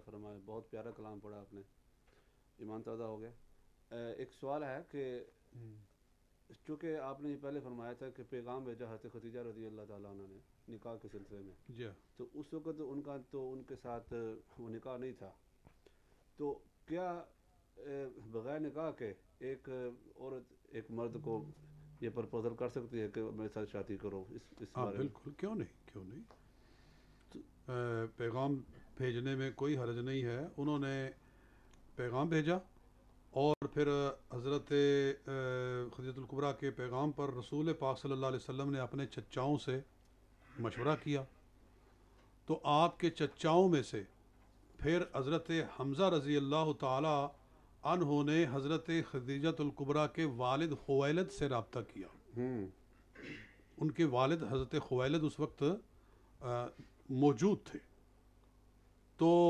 پھر دونوں جانب کے بزرگوں کا اتفاق ہوا اور پھر اس پر یہ شادی ہوئی تو اس میں کوئی حرج والی بات نہیں ہے جی اور یہ بھی بات ہے کہ کیا حرج والی بات یہ ہے کہ بزرگوں کو پتہ ہی کوئی نہ ہو جی اور لڑکی لڑکا اندر اندر ہی خود ہی شادی کر لیں آن لائن جو آج کل شروع ہے جی یہ غلط ہے جی بالکل جی جی Why did Prophet not marry another person when in nikah with Hazrat Khadija? جی کہ جب تک حضور صلی اللہ علیہ وسلم کے عقد میں حضرت خدیجہ تھیں آپ نے کسی دوسری بیوی سے نکاح بھائی یہی تو آپ کی عظمت ہے یہی آج عظمت ہی تو بیان کر رہے ہیں حضور کی محبت اتنی تھی ان کے ساتھ اور حضور صلی اللہ علیہ وآلہ وسلم کو کوئی خواہش نہیں جیسے میں پہلے بیان کر رہا تھا حضور صلی اللہ علیہ وسلم نے جو اتنے نکاح فرمائے ہیں یہ کوئی خواہش نفس کے تحت معاذ اللہ نہیں فرمائے ہیں یہی ہم بتانا چاہتے ہیں جوانی آپ نے ساری اس عورت کے ساتھ گزاری جو آپ سے عمر میں 15 سال بڑی تھی تو اس سے ثابت ہوتا ہے کہ حضور صلی اللہ علیہ وسلم نے خواہش نفس کا اس میں کوئی دخل نہیں رکھا ہے بڑھاپے میں جب سرکار صلی اللہ علیہ وسلم کی عمر 50 سے زیادہ ہو گئی ہے جی 53 سال ہو گئی ہے اس کے بعد آپ نے باقی ساری شادیاں فرمائی ہیں تو اس سے پتہ چلتا ہے کہ دوسری شادیاں خواہش نفس کے تحت نہیں تھیں، اور اصل سبب یہ تھا کئی عورتیں وہ ہیں جن سے آپ نے شادی فرمائی تو اس کا فائدہ یہ ہوا کہ جس خاندان سے وہ عورت تھی وہ سارا قبیلہ مکمل طور پر دائرہ اسلام میں آ گیا. یعنی حضور صلی اللہ علیہ وسلم ان شادیوں کی وجہ سے دین کو پھیلانے کا تصور اپنے سامنے رکھتے تھے. سبحان اللہ. آخری ایک سوال ہے، اس کے بعد انشاءاللہ پھر ہم نعت کی طرف چلتے ہیں، مناجات کی طرف ہم چلیں گے. جی کہ کیا خواتین کام کے سلسلے میں باہر جا سکتی ہیں مردوں میں کھڑے ہو کے کام، جس طرح آدھا ٹیسکو وغیرہ میں خواتین جاتی ہیں، ٹیل پہ کھڑی ہوتی ہیں، کام کرتی ہیں، تو اس سلسلے میں کیا خواتین کو اسلام اجازت دیتا ہے کہ آپ باہر جائیں اور جا کے کام کریں اور مردوں سے لین دین کریں؟ مطلب یہ جو کام ہے، یہ چیز اسلام میں کوئی پسندیدہ نہیں ہے. یہ کوئی اللہ اور اس کے رسول کو یہ چیز پسند نہیں ہے.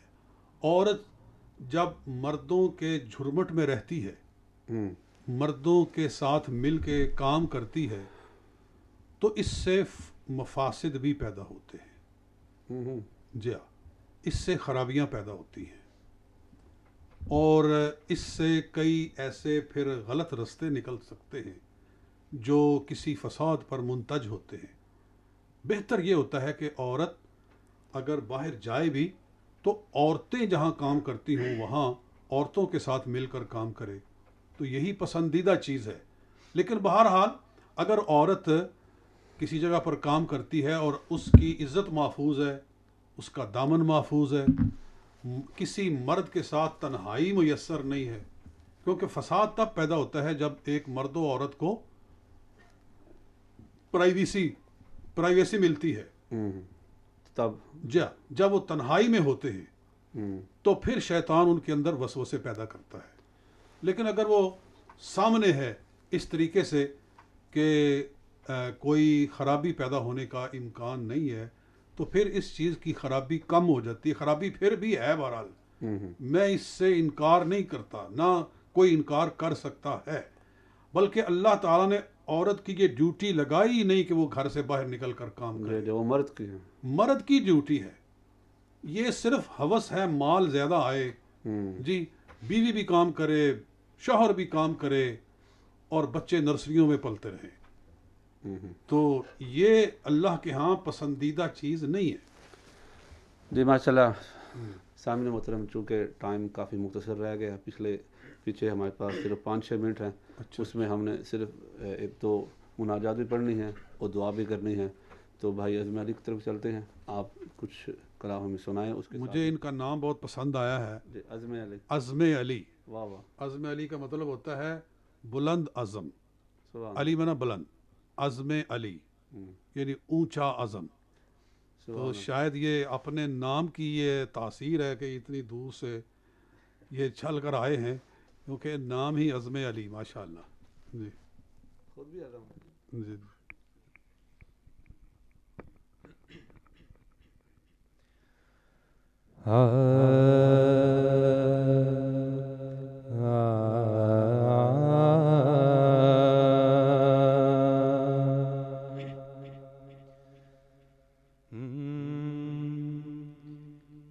یا الہی ہر جگہ تیری عطا کا ساتھ ہو، یا الہی ہر جگہ تیری عطا کا ساتھ ہو. جب پڑے مشکل شہ مشکل کشا کا ساتھ ہو، جب پڑے مشکل شہ مشکل کشا کا ساتھ ہو.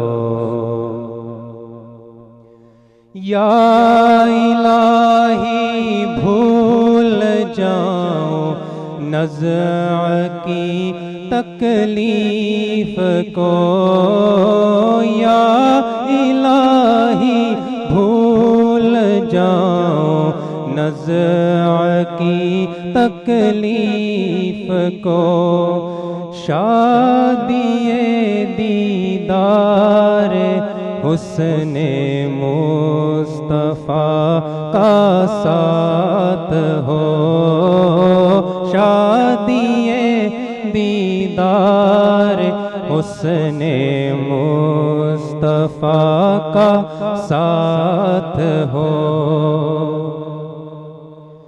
یا الہی گھر میں محشر سے جب بھڑکے بدن، یا الہی گھر میں محشر سے جب بھڑکے بدن، دامن محبوب کی ٹھنڈی ہوا کا ساتھ ہو، دامن محبوب کی ٹھنڈی ہوا کا ساتھ ہو۔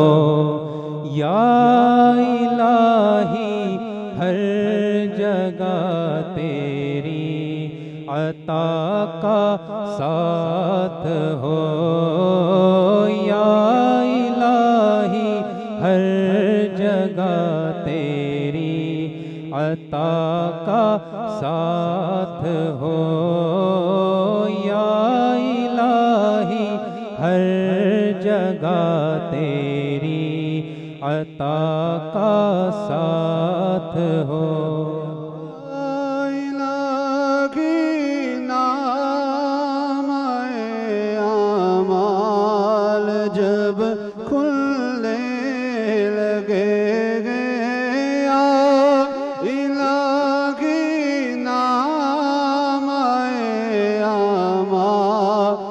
جب کھلنے لگے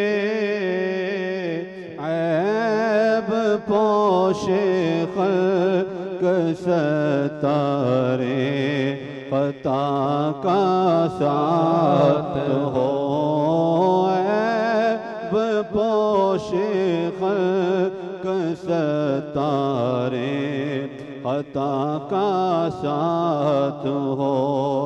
یا الہی جب رضا خواب گرا سے سر اٹھایا، الہی جب رضا خواب گرا سے سر اٹھائے، دولت بیدار عشق مصطفیٰ کا ساتھ۔ اللہم صلی علی سیدنا و مولانا محمد وعلی آل سیدنا و مولانا محمد النبی الامی وعلی آلہ وصحابہ بارک وسلم۔ یا ارحم الراحمین، ہمارا یہ پروگرام قبول فرما، اور جس ذوق و شوق کے ساتھ سب حضرات نے اپنا اپنا حصہ اس میں ڈالا ہے، سب کو اس کا اجر عطا فرما۔ ہمارے بھائی نوید صاحب بڑے اہتمام کے ساتھ اس کو چلا رہے ہیں، ان کو اس کی برکت نصیب فرما۔ بیٹا عزم علی یہ کافی دور سے آئے ہیں لندن سے، تو اے اللہ ان کا آنا مبارک فرما اور ان کی حاضری قبول فرما، اور یا اللہ اس افطار کے وقت میں ہم دست بدعا ہیں، مولا پاک ہماری سب دعائیں قبول فرما، اور اس برکت والے مہینے میں بیماروں کو شفا عطا فرما۔ آج ہم نے ام المومنین حضرت خدیجۃ الکبریٰ رضی اللہ تعالی عنہا کا ذکر خیر فرمایا ہے، اے اللہ روز قیامت ہمیں ان کی شفاعت نصیب فرما، اور رسول اللہ صلی اللہ علیہ وسلم کی ازواج مطہرات سے، آپ کے اہل بیت سے ہمیں سچی پکی عقیدت اور احترام عطا فرما، ہمیشہ ان کا ذکر خیر کرتے رہنے کی توفیق مرحمت فرما، اسلام کو سربلندی عطا فرما، نیک مرادیں پوری فرما۔ صلی اللہ تعالی علی رسول خیر خلقہ سیدنا و مولانا محمد و آلہ وصحابہ اجمعین، آمین برحمتک یا ارحم الراحمین۔ لا الہ الا اللہ۔ ये है नवीद रमजान, ये है नवीद रमजान, नवीद रमजान, ये है नवीद रमजान, ये है नवीद रमजान। रब का मेहमान है ये, हम पर एहसान है ये, रब का मेहमान है ये, हम पर एहसान है ये। कर लो इबादत तुम, रब का है फरमान। ये है नवीद रमजान, ये है नवीद रमजान, नवीद रमजान, ये है नवीद रमजान।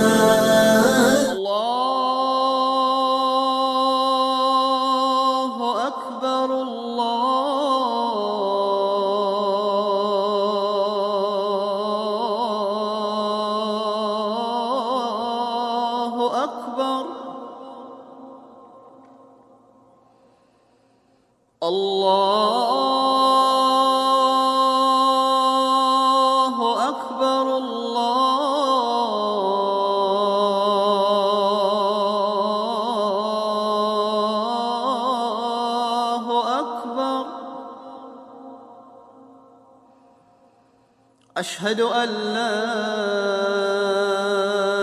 إله إلا الله،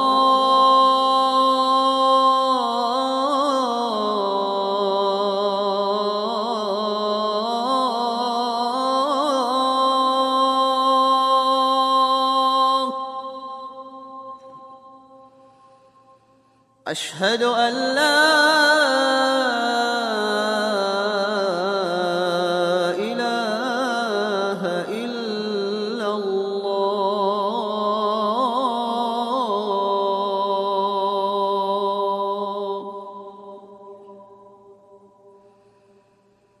أشهد أن محمدًا رسول الله،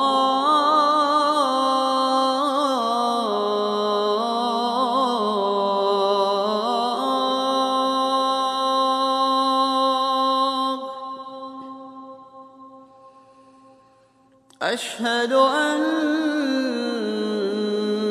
محمدًا رسول الله.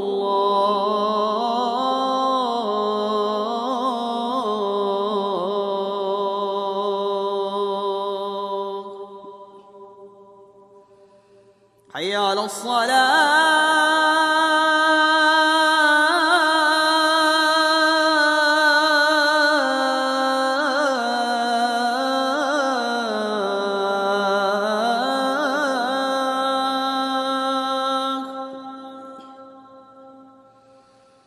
حي على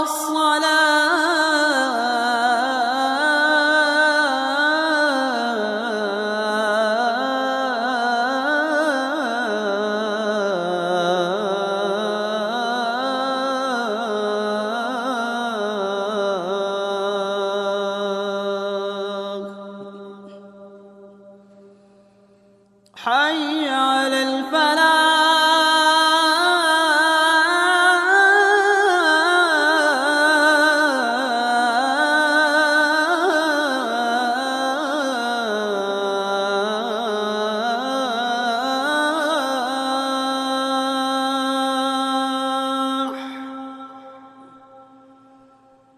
حي على الفلاح.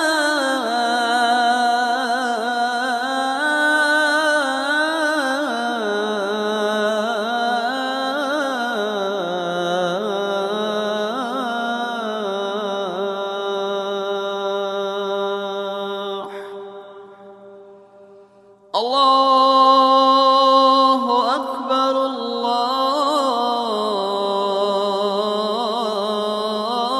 الله أكبر، لا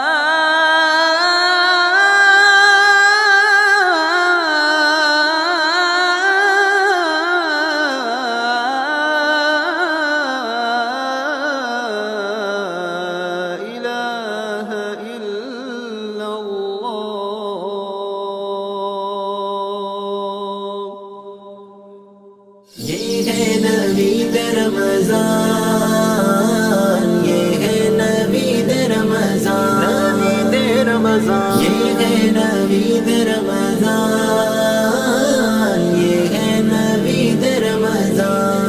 رب کا مہمان ہے یہ ہم پر احسان ہے یہ رب کا مہمان ہے یہ ہم پر احسان ہے یہ کر لو عبادت تم رب کا ہے فرمان یہ ہے نوید رمضان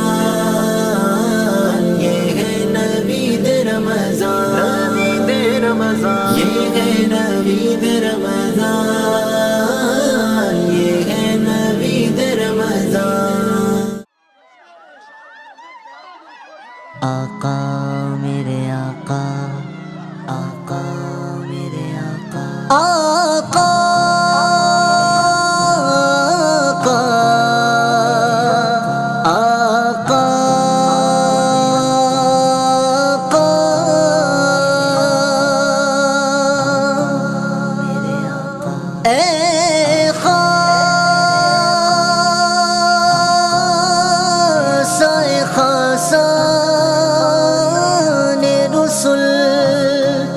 وقت دعا ہے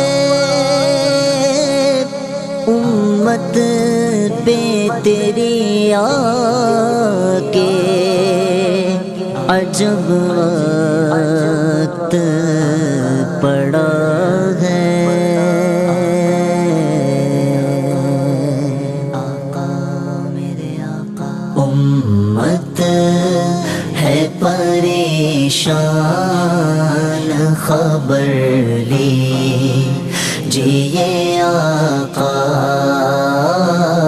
امت ہے پریشان خبر لیجیے آقا عاصی ہے گناہ گار خبر لیجیے آقا فاروق نہ طارق ہے نہ محمود ہے کوئی فاروق نہ طارق ہے نہ محمود ہے کوئی مزتر ہے مسلمان خبر لیجیے آقا مزتر ہے مسلمان خبر لیجیے آقا خطرے میں ہے پریشان خبر خطرے میں جیے خبر لیجیے آقا عاصی ہے گناہ گار خبر لیجیے آقا ہر سمت مسلمان پہ چڑھاتا ہے طوفان ہر سمت مسلمان پہ چڑھاتا ہے طوفان طوفان پہ طوفان خبر لیجیے آقا طوفان پہ طوفان خبر لیجیے آقا یہ وقت دعا ہے پریشان خبر لیجیے آقا عاصی ہے گناہ گار خبر لیجیے آقا ہے کیسا ستم خون میں جلتا ہے مساجد